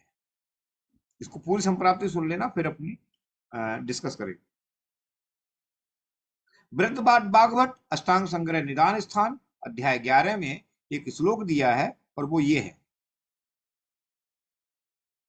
बात प्रधाना फिर कुपिता दोषा पृथक संसृष्टा समस्ता सारक्ता जा। ये अष्टांग संग्रह निदान स्थान मतलब कहना चाहिए जो बाग दोनों क्या नाम है, जो लघु बागभट्ट है उसमें है, और हृदय कार के शब्द क्या है, दूसरे के जो अष्टांग मतलब कहना चाहिए हृदय में है, उन्होंने क्या कहा है, उन्होंने कहा पहले कहा उन्होंने बात प्रधाना है कुपित दोषा, दोनों ही तीनों कुपित दोष हैं, पृथक पृथक संश्लिष्टा, अलग अलग तरीके से वो उसे संश्लिष्ट करेगी, और समस्त सारकता, समस्त रक्त से भी कर सकती है, और उसके बाद गुल्म का जब त्रिदोषा जो हो जाते हैं तब वो किसी भी स्थान में हो सकते हैं, और वो आश्रय से उसका कोई संबंध नहीं है। जब हम केवल बात करते हैं बातज पित्तज कफज, तब हमारी चीज समझ में आती है कि ये बात का स्थान पक्वास है तो पक्वास है गुल्म, पित्त का स्थान हमारा मतलब कहना चाहिए जो पित्ताशय है वो, और कफ का स्थान जो हमारा आमाशय है वो। लेकिन जब त्रिदोषत में चले जाते हैं तो उसमें जो असायों में भी होता है, और वो पराश्रय कहलाता है।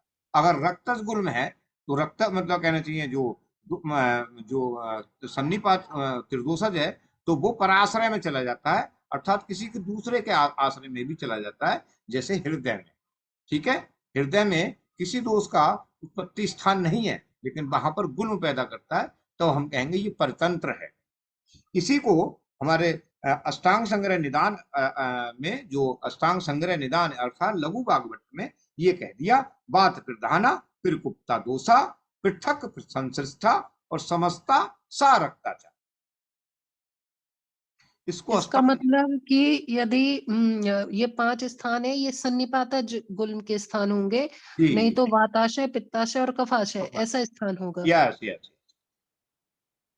तभी उन्होंने कहा अपने असाय, तभी उन्होंने कहा उसके असाय में जाके करेगी। हाँ ठीक है, मैं मेरे पास अभी बुक नहीं, मैं देखूंगी। और ये रक्तज गुल्म का फिर कैसे क्या विचार कर, ये कौन से वाले गुल्म में? हाँ, उसका जो रक्तज गुल्म है तो उसमें कहा है कि उसके असाय को छोड़कर, अर्थात वो दूसरा पराशय मतलब दूसरा आशय है, तो हृदय में या हमारा यूट्रस में जो होता है वो पराश्रय होता है, उसका आश्रय होता ही नहीं है किसी दोष का, वहां पर ले जाके उसको करेगी। आगे देखते हैं, आगे देखो। तब अष्टांग निदान में जब उनको टीकाकार ने कहा, अरुण दत्त जी फिर यहाँ कहते हैं कि रक्ता युक्ता बा, ये उन्होंने कहा रक्ता युक्ता बा, और पूरा श्लोक है बातो लवणा तस्य मला पृथक क्रुद्धा द्यो श्यो अथवा सर्वे बार रक्ता गुल्मा बा। ये रक्ता गुल्मा बा क्या होता है इसको देख लेते हैं, ये इसी से सब कुछ है। रक्ता गुल्मा का अर्थ देते आचार्य कहते हैं बा शब्द समुच्चय रक्त युक्ता से चेतार्थ। अच्छा, इससे प्रतीत होता है कि धातु रूप रक्त की सभी गुल्मों में कारणता होती है, और वही स्थिति हुआ करती है। ऊपर गुल्मों में भी कभी कभी पाक होने का उल्लेख आया है, तथा इस पाक में रक्त की अतिवृद्धि को हेतु कहा जाता है। सो सामान्य स्थिति में भी गुल्मों के अल्पांश में भी रक्त का विद्यमान होना ये फलित होता ही होता है।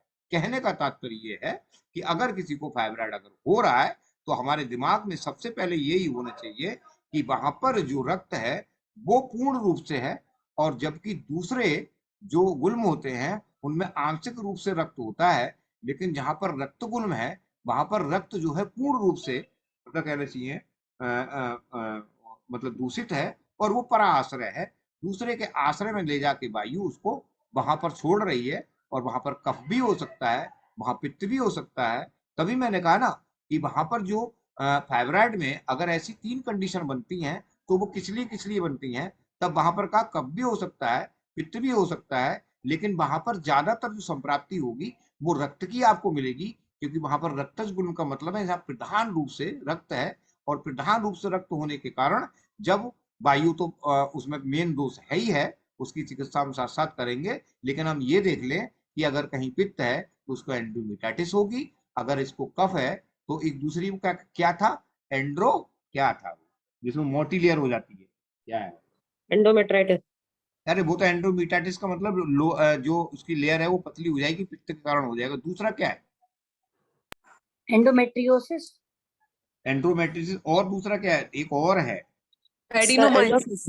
नहीं सर, हाँ एंडोमेट्रियम मेटाप्लेजिया, वो एंडोमेट्रियम हाइपरमेट्रोपी, हाँ, हाइपरमेटाप्लेजिया। ये जो चीजें हैं, ये चीजें सब उसके अंतर्गत आ जाती है कि यहाँ पर कफ है और यहाँ पर कफ की चिकित्सा करनी है। वो कंडीशन हमारे लिए थोड़ी सी टेढ़ी हो जाती है, और वो टेढ़ी इसलिए हो जाती है कि जब हम कफ की चिकित्सा करते हैं तो वो वायु की बिल्कुल एकदम विपरीत होती है, और वहां डर होता है कि वायु पहले से ही यहाँ पर प्रकृत अवस्था में है ही है, उसी के कारण इस गुल्म की उत्पत्ति हुई है। अगर हमने कहीं ज्यादा औषधियां दे दी, तब वहां पर तिक्त औषधियों का, अम्ल औषधियों का, जो अम्लता को नष्ट करती हैं वो औषधियों का, जो क्या नाम है, जो कफज ग्रहणी की जो हम चिकित्सा करते हैं वो करते हैं, हमको पित्त ग्रहण की चिकित्सा भी करनी पड़ती है।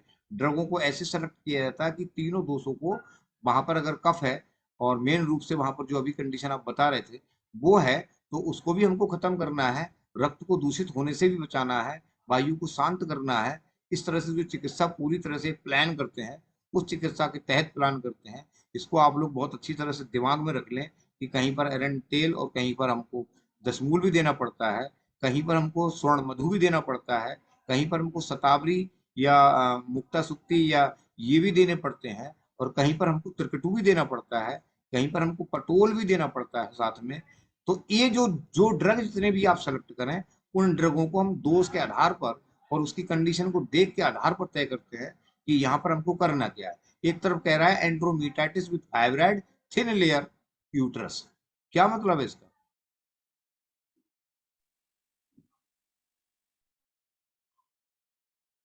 देखते हैं आप संगीता जी, देखते हैं ना ऐसे केस?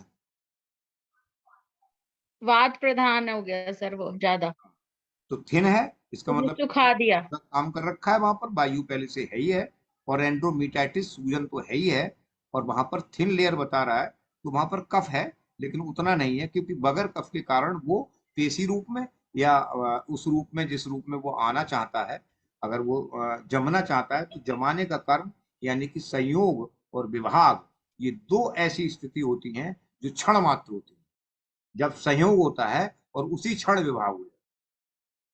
तो सर जब हम तो अभी पेशेंट को देखते हैं और फिर ट्रीटमेंट स्टार्ट कर देते हैं, तो फिर आचार्यों ने 9 मंथ क्यों कह दिया वेट करने के लिए? आगे बताऊंगा, 9 मंथ का ये सब आगे बताऊंगा, अभी तो केवल और संप्राप्ति। अनीता मैम प्लीज, वो जो अभी आप और सर जो बोल रहे थे ना, प्लीज एक बार वो पिक डाल देंगे क्या ग्रुप में?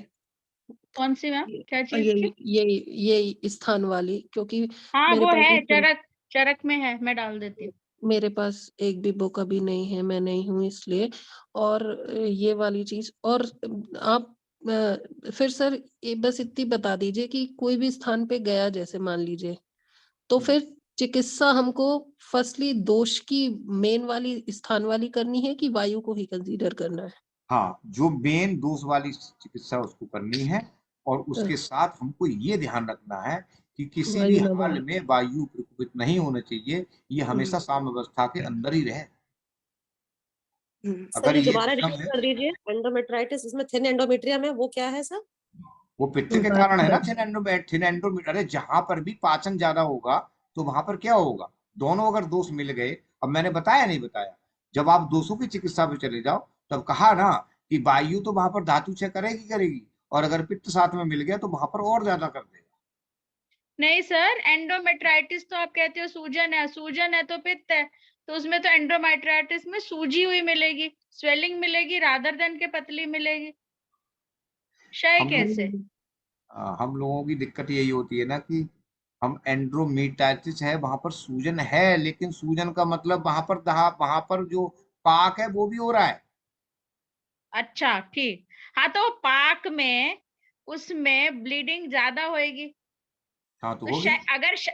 लेकिन अगर क्षय है, आप कहते हो अगर उसमें वो क्षय हो गया, थिन है, क्षय हो गया, तो क्षय में ब्लीडिंग थोड़ी होएगी, क्षय में तो एंडोमेट्रियम झड़ेगी कैसे? मतलब ये आप ये कहते हो भाई दोनों को मत कंपेयर करो, एक ही बात को सोचो। ठीक है सर, आगे बात। चलो एक आध केस रख लेना फिर समझा दूंगा क्या हो नहीं रहा है। अब आ गई, मतलब अगर हम सिर्फ हमको पित्त फोकस करना है, हमको आइटिस पाइटिस नहीं फोकस करना है, मेरे को हम आगे बात क्या कह वो क्या कह खुद रहे ही हैं। क्वेश्चन पूछ के खुद ही डिनाई कर दी। मुझे यार समझ में नहीं आ रही थी। अब नहीं मरीज तो पूछ लेना तो फिर एंडोमेट्राइटिस ही लड़ने लाएगा थोड़ी क्या, मरीज थोड़ी लाएगा कि पित्त प्रधान, वो तो हमें अपना दिमाग दौड़ाना है ना क्या?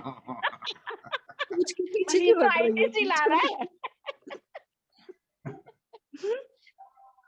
Sorry sir. कितना बज गया 46 पौने 10। केस ले ले सर। हाँ केस है। अब कल का जो रहेगा मेरा वो रहेगा, अब धीरे धीरे करके मैं उसकी तरफ बढ़ रहा हूँ। और एक एक चीज ध्यान रखना क्योंकि इसमें कई कंडीशन है, मैं आपको पहले गिना देता हूँ। अब हम जाएंगे सीधे कि बाह्य और अभ्यंतर पे। तो बाह्य में जो होते हैं गुल्म होते हैं उनको देखेंगे, उसके बाद बात पित्तज देखेंगे, और फिर उसके बाद रक्तज देखेंगे और उसकी पूरी संप्राप्ति देखेंगे, कफज देखेंगे, और फिर दो दोषज गुल्मों के जो साधारण सामान्य लक्षण होते हैं फिर हम वो देखेंगे। फिर रक्तज गुल्म का जो निदान है, संप्राप्ति है, और फिर उसके बाद में उसकी चिकित्सा देखेंगे। और गर्भ से रक्त गुल्म की जो जो भयावह यानी कि वर्तक यानी कि भेदक चिकित्सा, जो डिफरेंशियल डायग्नोसिस है, वो हम कैसे बनाएंगे। रक्तज गुल्म का उपचार विशिष्ट काल में हम कैसे करेंगे, कौन कौन से उसमें ड्रग हैं वो करेंगे, वो पूरा लेंगे। ये मैं आपको पूरा बता रहा हूँ। और सामान्य गुल्म की जो चिकित्सा है वो हम कैसे लेंगे, असाध्य गुल्म के लक्षण है, रोगी को कब हमको छोड़ना है वो हम उसको लेंगे। और उसके बाद फिर जो संशोधन चिकित्सा है उसको हम लेंगे, पूरे पंचकर्म में चले जाएंगे उसके, क्योंकि इसमें मैंने मेन पंचकर्म की चिकित्सा लिखी है और अलग अलग तरीके से लिखी है, वातज में, पित्तज में, कफज में, रक्तज में पंचकर्म चिकित्सा कैसे करें और किस तरह से उसकी जो है कितना एक एक करके उसको पूरा लिखा गया है। और फिर रक्तज गुल्म की जो चिकित्सा आचार्यों ने बताई है, उस रक्तज गुल्म की चिकित्सा कैसे करेंगे। और गुल्म में अगर पाक हो गया है और विद्धि स्वरूप हो गया है तब उसकी चिकित्सा कैसे करेंगे। छोड़ा कुछ नहीं है, और अगर कुछ ऐड करना पड़ गया तो फिर ऐड करेंगे। चलो जी केस रख लो। तो प्रणाम सर। सर मेरा एक फाइब्रॉइड का ही केस है, तो सर वो आज रखूं या फिर आप अब ट्रीटमेंट लेंगे तभी सॉल्व होगा? नहीं रखो, इससे तो क्या मतलब, ये तो चलता ही रहेगा, इससे क्या। जी सर। तो सर एक फीमेल आई थी मेरे पास 38 इयर्स ओल्ड। तो सर उसको ना पहले 1.5-2 महीने प्रोफ्यूज ब्लीडिंग थी।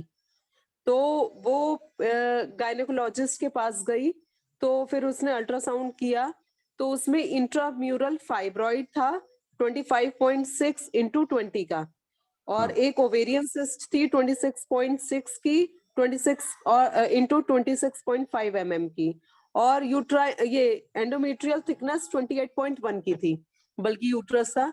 तो फिर उसने काफी मेडिसिन दी, मतलब इंजेक्शंस वगैरह दिए, लेकिन ब्लीडिंग नहीं कंट्रोल हुई। तो उसने यहाँ कोटद्वार से उसने कहा कि आप कहीं बाहर ही दिखा लो। फिर वो गाजियाबाद में उसकी सिस्टर रहती थी, तो वो गाजियाबाद गई, वहां पर उसने ट्रीटमेंट लिया, तो उसकी डीएनसी करी डॉक्टर ने। उसके बाद उसकी ब्लीडिंग स्टॉप हुई, 2-3 दिन एडमिट रखा, 2 दिन, उसके बाद फिर उसका ब्लीडिंग स्टॉप हुई। फिर उसके बाद वो हार्मोनल पिल पर है, गायनेचेस्ट ये इस पर है। तो वो मेरे पास आई थी परसों, तो ये लेकर कि अब मतलब इसका ट्रीटमेंट यही हो जाएगा। उसने 20 डेज बाद बुलाया था वहां गाजियाबाद इसको दोबारा।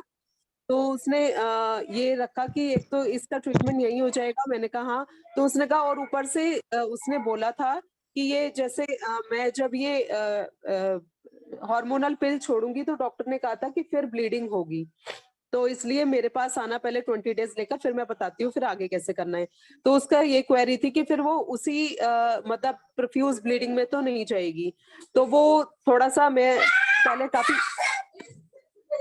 आवाज बेटा कहाँ जाओगे? तो फिर वो संगीता मैम से बात हुई थी, तो फिर वो उन्होंने बोला कि नहीं, अब क्योंकि वो ये डीएनसी भी हो चुकी है, वो एंडोमेट्रियल थिकनेस वगैरह वो रिमूव कर दी है उन्होंने, एक्स्ट्रा जो एंडोमेट्रियाटिस की जो ये लेयर थी वो सब स्क्रैप कर दी है। आवाज अब बंद कर ले, माइक जिसका खुला है बंद कर ले।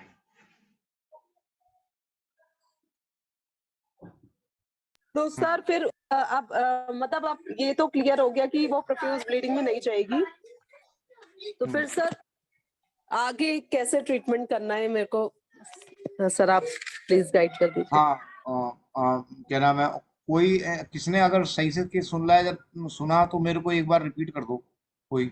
निधि जी आप मत सर, करना। हाँ हाँ मैं करती हूँ सर। सर पेशेंट है, उसको बहुत ज्यादा ब्लीडिंग थी, जब अल्ट्रासाउंड कराया गया तो उसमें देखा इंट्राम्यूरल फाइब्रॉइड जो कि 25x23 था, और ओवेरियन सिस्ट थी, वो भी काफी बड़ी थी, एंडोमेट्रियम थिकनेस भी 20 के ऊपर थी। तो उसकी ब्लीडिंग नहीं रुकी, काफी इलाज लेने के बाद तो उसको सफाई करानी पड़ी, डीएनसी करानी पड़ी, और उसके बाद उन्होंने उसको हार्मोनल थेरेपी पे डाल दिया और ये कहा कि 20 दिन लगातार खानी है और जब तुम छोड़ोगे तो तुम्हें ब्लीडिंग होगी। तो अब पेशेंट ये डरा हुआ है कि क्या मुझे दोबारा उतनी ही ब्लीडिंग होगी।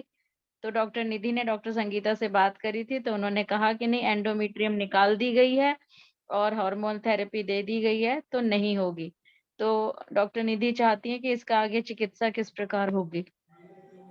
मैम थोड़ा प्रकाश डाल सकते हैं क्या, इंट्राम्यूरल जो था फाइब्रोड, क्या उसमें गर्भ भी था क्या छोटा सा? नहीं सर, ऐसा कुछ उसमें कोई प्रेगनेंसी भी थी क्या? नहीं इंट्राम्यूरल में सर। नहीं होती सर, इंट्राम्यूरल में नहीं होता, प्रेगनेंसी नहीं होती इंट्राम्यूरल में।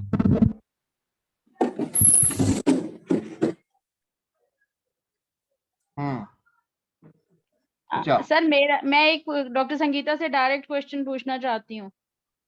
हाँ पूछो। Yes ma'am. मैम ऐसा नहीं होता है कि अगर आपने स्क्रैबिंग कर दी तो और उसके बाद आपने हार्मोनल थेरेपी दे दी तो आप ठीक कह रही हो कि वो सप्रेस हो जाएगा, लेकिन जब एचआरटी होता है मैम, जब उसको बंद किया जाता है तो इतनी प्रोफ्यूज ब्लीडिंग होती है कि वो रोके से भी नहीं रुकती है बहुत बार। मैम इसकी एचआरटी नहीं दिया गया है, इसको प्रोजेस्टेरोन सिंपल दिया गया है। तो नहीं मतलब इसको सप्रेशन ही दिया ना, एचआरटी नहीं, सो गलती से निकला एचआरटी, हार्मोनल थेरेपी दी तो हार्मोन ने यही किया ना, एक तो स्क्रैप कर दिया ऊपर से, उसके बाद उसको एंडोमेट्रियम थिकनेस को सप्रेस कर दिया, ठीक है। लेकिन ओवेरियन सिस्ट भी बड़ी है, तो ओवेरियन सिस्ट का अगर साइज रिग्रेस किया भी होगा, पर जैसे ही वो 20 दिन की हार्मोन छोड़ते हैं मैम, मैंने बहुत पेशेंट देखे जिनकी ब्लीडिंग रुकती ही नहीं है, चाहे डीएनसी करा के आए हो चाहे कुछ भी करा के आए हो, क्योंकि जो वेसल्स ओपन हो जाती हैं मैम, जैसे ही वो छोड़ेंगे वो वेसल्स फिर ओपन हो जाती हैं, जो छोटी छोटी हमारी वो केशिकाएं होती हैं, और उसमें से बहुत ज्यादा प्रोफ्यूज ब्लीडिंग होती है। हो सकता है आपका अनुभव ज्यादा है, आपका है ही खैर ज्यादा, तो आपने देखा हो ऐसा, पर मैंने बहुत सारे केसेस में देखा कि ब्लीडिंग बहुत प्रोफ्यूज भी होती है। मैम पर्टिकुलर उस मंथ में नहीं होगी जिस मंथ में उसने प्रोजेस्टेरोन वगैरह लिया है, क्योंकि वो एंडोमेट्रियम थिकनेस को उसने सप्रेस कर रखा है, तो इस मंथ तो नहीं होगी, लेकिन हो सकता है नेक्स्ट मंथ में उसको फिर से वो फाइब्रॉइड और ओवेरियन सिस्ट के जो सिम्टम्स हैं वो आना शुरू हो जाए। अच्छा ठीक है। बिल्कुल, हाँ बिल्कुल सही कह रही हैं, मैंने भी देखे हैं ऐसे केस। हाँ मैंने देखे हैं, और आते हैं लोग ऐसा सा हो गया फिर दोबारा से ये हो गया, हम तो बड़े परेशान हैं। हाँ बहुत आते हैं। हाँ हाँ, तो उसकी जो वो करा तो लेते हैं, लेकिन उसकी रिकरेंस भी बहुत अच्छी तरह से हो जाती है, और उधर जो है वो लेडीज परेशान होती है। चलो अच्छा, उसको एसिडिटी की कोई प्रॉब्लम रही है? नहीं सर, ऐसे एसिडिटी की कोई प्रॉब्लम नहीं है उनको, और पहले सर 3 बेबीज है उनके, नॉर्मली हुए हैं वो। अच्छा, खाना पीना कैसा है उनका? कोई खाने पीने का जितना भी वो सब है बताओ। सर एज सच बाहर का फास्ट फूड वगैरह नहीं है, नॉर्मल घर का ही खाना खाती है। और बाकी बहुत ज्यादा मतलब एज सच बहुत डिस्टर्ब नहीं लगा, मतलब उनका रूटीन जो है ठीक ही है सर। मैम एक बार एज बता दो, पेशेंट की एज नहीं लिखी। 38 है, और वेट मैंने लिया नहीं था, पर 70 अराउंड होगा पेशेंट का वेट। ठीक है मैम। चलो अच्छा लिख लो फिर इसको भी। अच्छा रूल आउट तो हो ना इनको, या तो पेशाब वसाब में जलन तो होगा मैम, हाथ पैर लेटरिन पेशाब में कुछ जलन, नहीं, ऐसा ऐसा भी नहीं है। मुंह में ओमती मतलब कि मुंह का स्वाद कुछ फीका फीका रहना, ऐसा कुछ नहीं बताया उन्होंने। वोमिट एसिडिटी की वगैरह। नहीं नहीं। चलो सर यहाँ पे थिकनेस बढ़ी हुई थी एंडोमेट्रियम की, तो हम क्या यहाँ पे कफट संप्राप्ति मान के चलेंगे? वही तो थी, हाँ वही तो सर थी। ये ब्लीडिंग, ये जो प्रोफ्यूज ब्लीडिंग इसकी इनकी शुरू हुई है, उससे पहले इनको 2-3 मंथ्स पीरियड आया ही नहीं था। फिर उसके यस बाद करेक्ट। आया जी, हाँ तो उसके बाद जब आया तो इतना सीवियर था कि फिर वो 2 मंथ्स तक बंद ही नहीं हुआ। हाँ हम्म। चलो लिखो अच्छा इसको।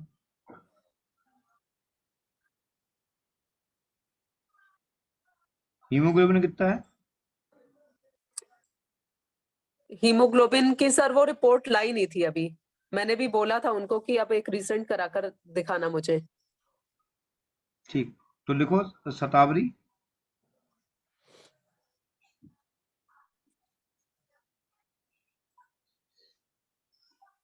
मधुवस्थी,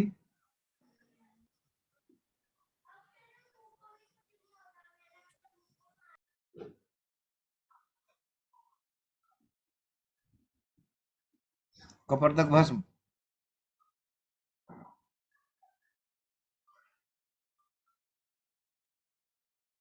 और पित्तकर चूर्ण। इसको मैं डोज बाद में बता दूंगा, अभी लिख लो पहले।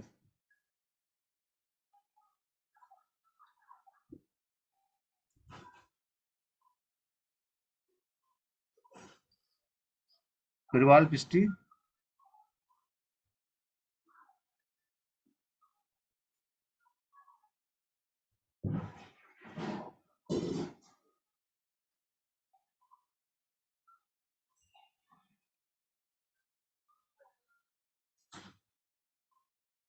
अबरक भस्म,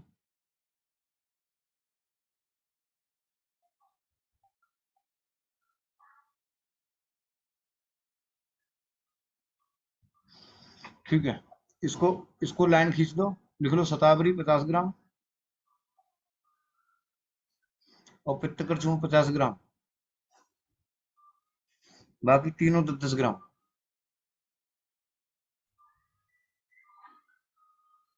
तो मधुयष्टि मधुगत हाँ 50 ग्राम,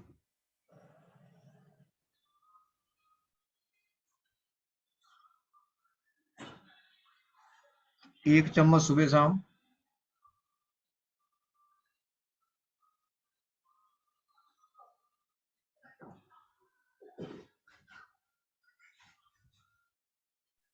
दाढ़ी मवले के साथ।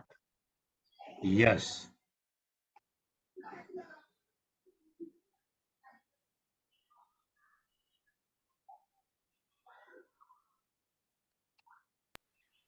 सर अब लिखो, हाँ, अब लिखो। सर एक बात पूछनी थी, आपने अबरक भस्म जो बताई है वो लेखन का कर्म करती है, तो क्या आपने कफ को सोच के कि वहां पर कफ की संप्राप्ति बन रही है उसका लेखन कर्म करेगी, इसीलिए आपने इसको चुना? हाँ ऐसा होता है, मैं बता दे रहा हूँ, ठीक है, मैं बता दे रहा हूँ कि यहाँ पर जो कफ है ना, वो कफ मिश्रित रक्त है, और उसमें जो उसको जो अम्ल पित्त है, वो अम्ल पित्त में बहुत ज्यादा तिक्त रस नहीं है, उसको होता तो है ऐसा, लेकिन उसको महसूस नहीं हो रहा है। अब वो महसूस इसलिए नहीं हो रहा है क्योंकि उसकी तिक्तता कम है।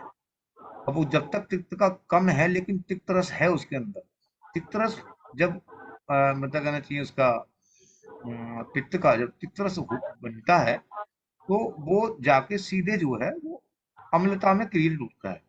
अम्लता जब तक तिक्त रस नहीं होगा, अम्लता जल्दी नहीं बढ़ती। वहां पर तिक्त रस है लेकिन वो उतना नहीं है। मैंने यहाँ पर जो आपको नीचे दिखा होगा कि मैंने अबरक भस्म डाली है, उस अबरक भस्म वो कफनाशक होती है। अबरक भस्म अगर कफनाशक है, तो अबरक भस्म की विशेषता भी यही है कि वो हमारी जो मतलब कहना चाहिए एक प्रकार से जो मज्जा धातु है उस पर भी काम करेगी, और जो कफ असाय होंगे उन कफ असायों में वो जो एक प्रकार से जो कफ होगा उन सभी कफों पर वो काम करेगी और सबको निकाल के बाहर लेके आएगी। हम ना डालें तो क्या होगा, आप ना डालेंगे तो कोई परेशानी नहीं है, आपको केवल आमाशय में उसकी संप्राप्ति को आप भंग करेंगे, लेकिन जो कफ असाय में ऐसा कुछ हो रहा है वो आप भंग नहीं। इसलिए अबरक भस्म को साथ में अगर इसमें लेके चलेंगे तो ठीक है, क्योंकि हमको करना क्या है कि उसकी दोबारा से ऐसी संप्राप्ति ना बने, तब उसमें हम जो है उसको अबरक भस्म डालेंगे। ये मेरा अपना क्लिनिकल है और मैंने कुछ सोच के ही उसको ये पेशेंट को हम देते हैं। और द्राक्षा मैंने इसलिए ले लिया कि द्राक्षा स्वयं खुद जो है वो पित्त को मतलब कहना चाहिए शांत करता है, और उसकी जो अपनी, क्योंकि तिक्त रस क्या होते हैं, जो तिक्तता अगर बढ़ेगी तो उसकी उष्णता बढ़ जाएगी, तो जो द्राक्षा होगा वो उसके साथ में लगेगा। और क्योंकि अपित्त कर लिया, मधुष्टि ली, तो मधुष्टि का काम है कि वो कफ को हरेगी और वायु को साम्यावस्था में भी रखेगी। अपित्त कर चूर्ण अल्लोमन का काम करेगा। तो वहां पर हमको 3 दोष को मेरे को एक साथ लेके चलना है, क्योंकि पेशेंट में अभी कुछ ऐसा एक निकल के नहीं आ रहा है, वो खुद नहीं बता रही है कि मैं ऐसा मेरा आहार विहार रहा है। तो हमको सोचना तो पड़ेगा कि आप भले कुछ मत बताओ लेकिन कुछ ना कुछ हो रहा है। अब यहाँ पर क्योंकि वो जो कफ था उसके कारण उसको मेंस रुके थे, अब उस कफ के जो स्रोतस हैं उनको खोलना है। तब लिखो पुनर्वरिष्ठ,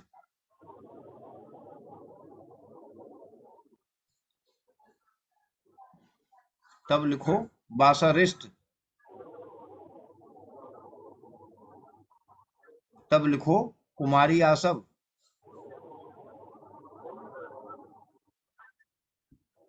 तब लिखो देव दरवादी को। ये चारों मिला के मिक्स कर दो। सर इनमें कहरवा पिष्टी भी कुछ काम करती है? हाँ, कहरवा पिष्टी काम करेगी, लेकिन क्योंकि ऐसा कहरवा पिष्टी, अकीक पिष्टी, संगेशब पिष्टी, कहरवा पिष्टी में ब्लड को रोकने की क्षमता होती है, अर्थात वो वायु के जो मतलब कहना चाहिए एक प्रकार से जो कफ का स्तंभन गुण होता है, ठीक है, वो पैदा करेगी। लेकिन यहाँ पर कफ का स्तंभन तो हम तब करेंगे ना जब उसके रास्ते को हम खोल तो दें, वो पहले से ही स्तब्ध पड़ा हुआ है। ठीक है सर। फिर ब्लीडिंग कहाँ से हो रही है फिर? जब रास्ते अवरुद्ध हैं फिर ब्लीडिंग कहाँ से हो रही है? रक्तस्राव कहाँ से? हाँ, ब्लीडिंग रास्ते अवरुद्ध है तो आतरफ तो आएगा ना, आतरफ तो बनेगा ही बनेगा, और वो थिन लेयर से बन रहा है। वहां पर कफ जो जब आ गया, बढ़ गया, पित्त अपनी उष्णता को प्राप्त हो गया और उसने फट से उसको तोड़ दिया, और तोड़ने के बाद परफ्यूज ब्लीडिंग होना शुरू हो गई, वायु उसके साथ में लगी हुई है, निकाल के बाहर फेंकेगी, रुकेगा नहीं। तो सर क्या ये महीने भर आ सकता है क्या? ब्लीडिंग महीने भर हो सकती है क्या? 1.5 2 महीने होती है। तो ये आर्तव ही है या कुछ और है? ये हाँ, ना ये आर्तव ही है, ये आर्तव ही है। जी जी जी सर। सर ऐसे हो गया ना, कफ ने जैसे एक छोटे पाइप्स हैं, उनमें छोटा छोटा पाइप में कुछ ब्लॉकेज है, थोड़ी थोड़ी ब्लॉकेज हट रही है, थोड़ा थोड़ा रिस रहा है, फिर ब्लॉकेज हो रही है, फिर रिक रहा है, फिर रिस रहा है, फिर इस तरीके की संप्राप्ति होती है। तो अभ्रक जब उसमें से लोकल में से स्रोतों को निकाल देगी ना, तो सर अभ्रक वहां कहीं हीलिंग भी कर देगी कफ को निकालने के बाद में, तो भी उसमें ब्लीडिंग में लेखन के साथ साथ स्तंभन का भी कार्य करेगी लेखन, अभ्रक भस्म, क्योंकि उसकी वो भी एक प्रॉपर्टी होती है अभ्रक की कि वो मज्जा धातु को पोषण देके बल्य और रसायन का भी कार्य करेगी और शोधन का भी करेगी। रीजनरेशन पावर भी है ना उसके जी। अभी हमने 3 दे दिए आसव, अब हमें चौथा क्या देना है कि शरीर के अंदर बल की प्राप्ति उसको रहे। अगर बल की प्राप्ति नहीं रहेगी तो ठीक नहीं, ठीक है। तो कोई भी हम लोह ले ले और इसमें धात्री लोह,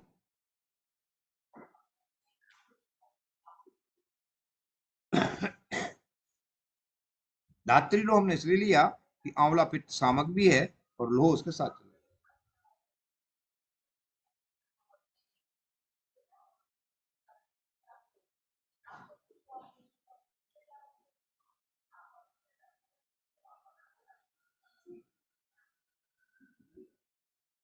जी लाखन लाखन जी बॉस, डॉक्टर साहब आप कुछ कह रहे थे? हाँ जी जी आपने सर, हैंड रेज, नमस्कार सर। आपका केस हो गया, अब इसको सर आप दे मेरे दें। पास, हाँ जी जी जी उनका भी फाइब्रॉइड का ही केस है शायद सर। हाँ सर, अच्छा थायराइड का केस है सर मेरे पास। तो आज डिस्कशन का टाइम नहीं है सर, कल कर लेंगे, कोई प्रॉब्लम नहीं। अच्छा, आप जो है ना, आप जो है ना एक उसमें चैट बॉक्स में लिख दिया करो कि इसका मेरा केस है ना, तो हम थोड़ा सा जल्दी उसको कर लिया करेंगे। हरिओम सर, हम्म, एक थोड़ा सा एक केस पहले से चल रहा है, उसमें थोड़ा सा वो कुछ जानना चाहते थे। हाँ एक वो हमारा वो स्लीपिंग एपनिया और शुगर वाला पेशेंट था ना सर, हाँ तो उसको हम दवा दे रहे हैं, तो वो अभी क्या शुगर थोड़ा बढ़ के आ रहा है, तो और मेडिसिन कुछ ज्यादा हो रहा है, तो लगता है मेरे कुछ काल में कुछ चेंज करना पड़ेगा क्या। तो हम कैसे दे रहे हैं वो बता रहा हूँ मैं। एक तो उनको उनको दद्रू भी हुआ है थोड़ा स्किन में, तो हम उनको एक महातिक्त कषाय है, और महातिक्त कषाय है, और ये वसंत कुसुमाकर रस है, और मामे जवावटी है, मधुनाशनी है, और आपने वो बोला था कि तगर है, और तगर के साथ यसत भस्म है, और आरोग्यवर्धनी वटी, पुनर्नवा मंडूर, इतना चल रहा है सर। तो मैं क्या है कि तगर तो केवल रात, तगर और यसत भस्म रात में सोते समय देते हैं, और ये महातिक्त कषाय और ये बसंत कुसुमाकर रस सुबह सुबह दे देते हैं उनको, और बाकी जितना है मामे जवा, मधुनाशनी, पुनर्नवा मंडूर और आरोग्यवर्धिनी, ये खाना खाने से आधे घंटे पहले दे देते हैं। तो उनको अभी कुछ दिन से 10-15 दिन से एक दिक्कत हो रही है कि पेट में उनको ऐंठन होती है और फिर लेटरिन जाना पड़ता है 3-4 बार दिन भर में। तो सर इसमें क्या फेर बदल करें? ये जो आरोग्य वर्धनी खाली पेट दे रहे हो, इसको खाना खाने के हाँ बाद देना शुरू कर दो। जी सर, हाँ बाकी सब वैसे देते रहें? चलने दो चलने दो। ठीक है सर। सर बसंत सर कुसुमाकर भी खाने के बाद नहीं देना चाहिए क्या? नहीं खाने के बाद दे दें। नहीं नहीं, ये खाली पेट जैसे दे रहे हैं तो ज्यादातर तो ये है कि जो रसायन है वो अगर खाने के बाद दें तो उसका आयन ज्यादा अच्छा होगा। हाँ तो खाने के बाद कर दें इसको, आरोग्य वर्धनी को खाने के बाद कर दें, और अगर उससे भी लग रहा है तो उसकी डोज कम कर देना, एक गोली कर देना। ठीक है, ये कुछ मेडिसिन कम करना है या फिर रहने दो इतना ही पर्याप्त? नहीं, अगर पर शुगर बढ़ रही है और तभी स्किन प्रॉब्लम हो रही है। हाँ यस मैम। डोज हाँ कम नहीं हो सकती, डोज कम नहीं होएगी। हम्म। शुगर बढ़ रही है और स्किन पे आ रही है, स्किन हाँ, इसका मतलब शुगर ज्यादा जा रहा है तो स्किन इन्वॉल्वमेंट हो रही है। और उनको पंचतिक तो गूगल भी दिया है सर, तो ये महातिक और पंचतिक दोनों दिया है। नहीं, उनको आरगवत पटोल शुरू करो। नहीं सर बताएंगे, सर बता दो आप। शुगर कितनी हो रही है? आरगवत पटोल दो। शुगर ये सर देना। एक दिन दवा खा के खिलाया था तो उतना दे 150 के लगभग थी खाली पेट, 48, और खाना खाने के बाद था 230 या ऐसे 230 था। एक दिन दोनों करवाया, मतलब बिना दवा खाए कराया, तो एक दिन था 130 था खाली पेट, और 184 था खाना खाने के बाद, मतलब बिना दवा खाया किया था। मैंने उनको बोला था 4-5 दिन रूटीन करना, तो उन्होंने फिर ब्रेक कर दिया, अभी कल कराया नहीं, आज भी नहीं कराया, अब देखते हैं कल कराएंगे फिर से वो। कल करा के देख लो, ऐसा कुछ नहीं है, ठीक है, कोई दिक्कत नहीं। हाँ सर ये ठीक है। पिट्रिटिक ग्रंथि पे काम करना है, जिसकी वजह से टीएसएच स्टेबल नहीं हो पा रहा, तो क्या करेंगे सर इसमें? मतलब किसी के लिए या इस मरीज में? सर मेरे ही लिए था, मेरा टीएसएच डिस्टरबेंस हो रहा है काफी समय से, मतलब मैं 2-3 बार टेस्ट कराया, कभी 10.5 आ रहा है, कभी 6 आ रहा है, अभी कल ही मैंने कराया था 6.5 आया, तो उन्होंने टैबलेट भी बढ़ा दी, क्या दिया, और 88 mg कर दिया पर डे आपकी थायरॉक्सिन की। पर वो यही कहते हैं कि आपके पिट्रिटिक पे, मैंने भी एक बार आपसे बात की थी, तब यही था कि पिट्रिटिक पे वर्क करना पड़ेगा, क्योंकि वहीं से थायरॉक्सिन रिलीज होता है सर। तो इसीलिए मैं पूछ रहा था कि इसको क्या थायरॉक्सिन के लिए क्या पिट्रिटिक पे वर्क करें या कोई और संप्राप्ति देखें भस्मक रोग में? अच्छा, तो आप पहले थायरॉक्सिन खाते थे? हाँ सर, मैं तो ले ही रहा हूँ करीबन आज 5-6 साल हो गए। पहले शुरुआत में बहुत ज्यादा टीएसएस था, और अब अभी मैं ले रहा हूँ 75 mg, तो उसमें कमी अभी 6.5 आया, इससे पहले 10.5 था। ठीक और है। हाइपरथायरॉयडिज्म है, भस्मक रोग आपने बताया भी हुआ है पहले। अच्छा ठीक है, तो भस्मक रोग है ना, तो भस्मक रोग में क्या खा रहे हो? क्या सर ये गलत बोल रहे हैं सर, हाइपोथायराइडिज्म है इनको। TSH ज्यादा तो हाइपो ना होएगा। सर हाइपो मेरा एक्चुअली सर इनका TSH भी ज्यादा आ रहा है और T3 T4 भी ज्यादा है। नहीं मैडम, T3 T4 सही है मेरे, और TSH ही बढ़ा हुआ था, और मेरा जो पूरा शरीर है वो सूखता जा रहा है, पूरा ही है। ये सर ने सर मेरी फिर जैसे हाइपो हुआ ना, हाइपो में हुई ना फिर ये। हाँ जी, हाइपो में है। हाइपर में शरीर हाइपो। सूखता है, हाइपो में तो ऐसा शरीर नहीं है मोटा सर। होता है। नहीं नहीं, नहीं ऐसा सर, नहीं है, ऐसा नहीं है। मेरा भी हाइपो में ही है। मेरा 37-30 इतना हो जाता है, और मेरी भी बॉडी वेट बहुत 8-10-12 किलो कम हुआ है।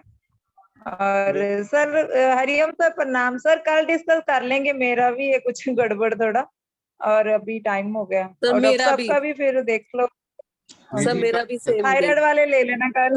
जी सर। थायराइड वाले ले सर लेना। मैं भी एकदम बॉडी मतलब वेट लूज होता जा रहा है, लेकिन मैम कल तो TSH बढ़ा संडे हुआ है। है। कल तो संडे है सर। ये छुट्टी देते ही नहीं सर को, कल कल कल संडे भी बुला देते हैं। सर एक दिन रेस्ट कीजिए।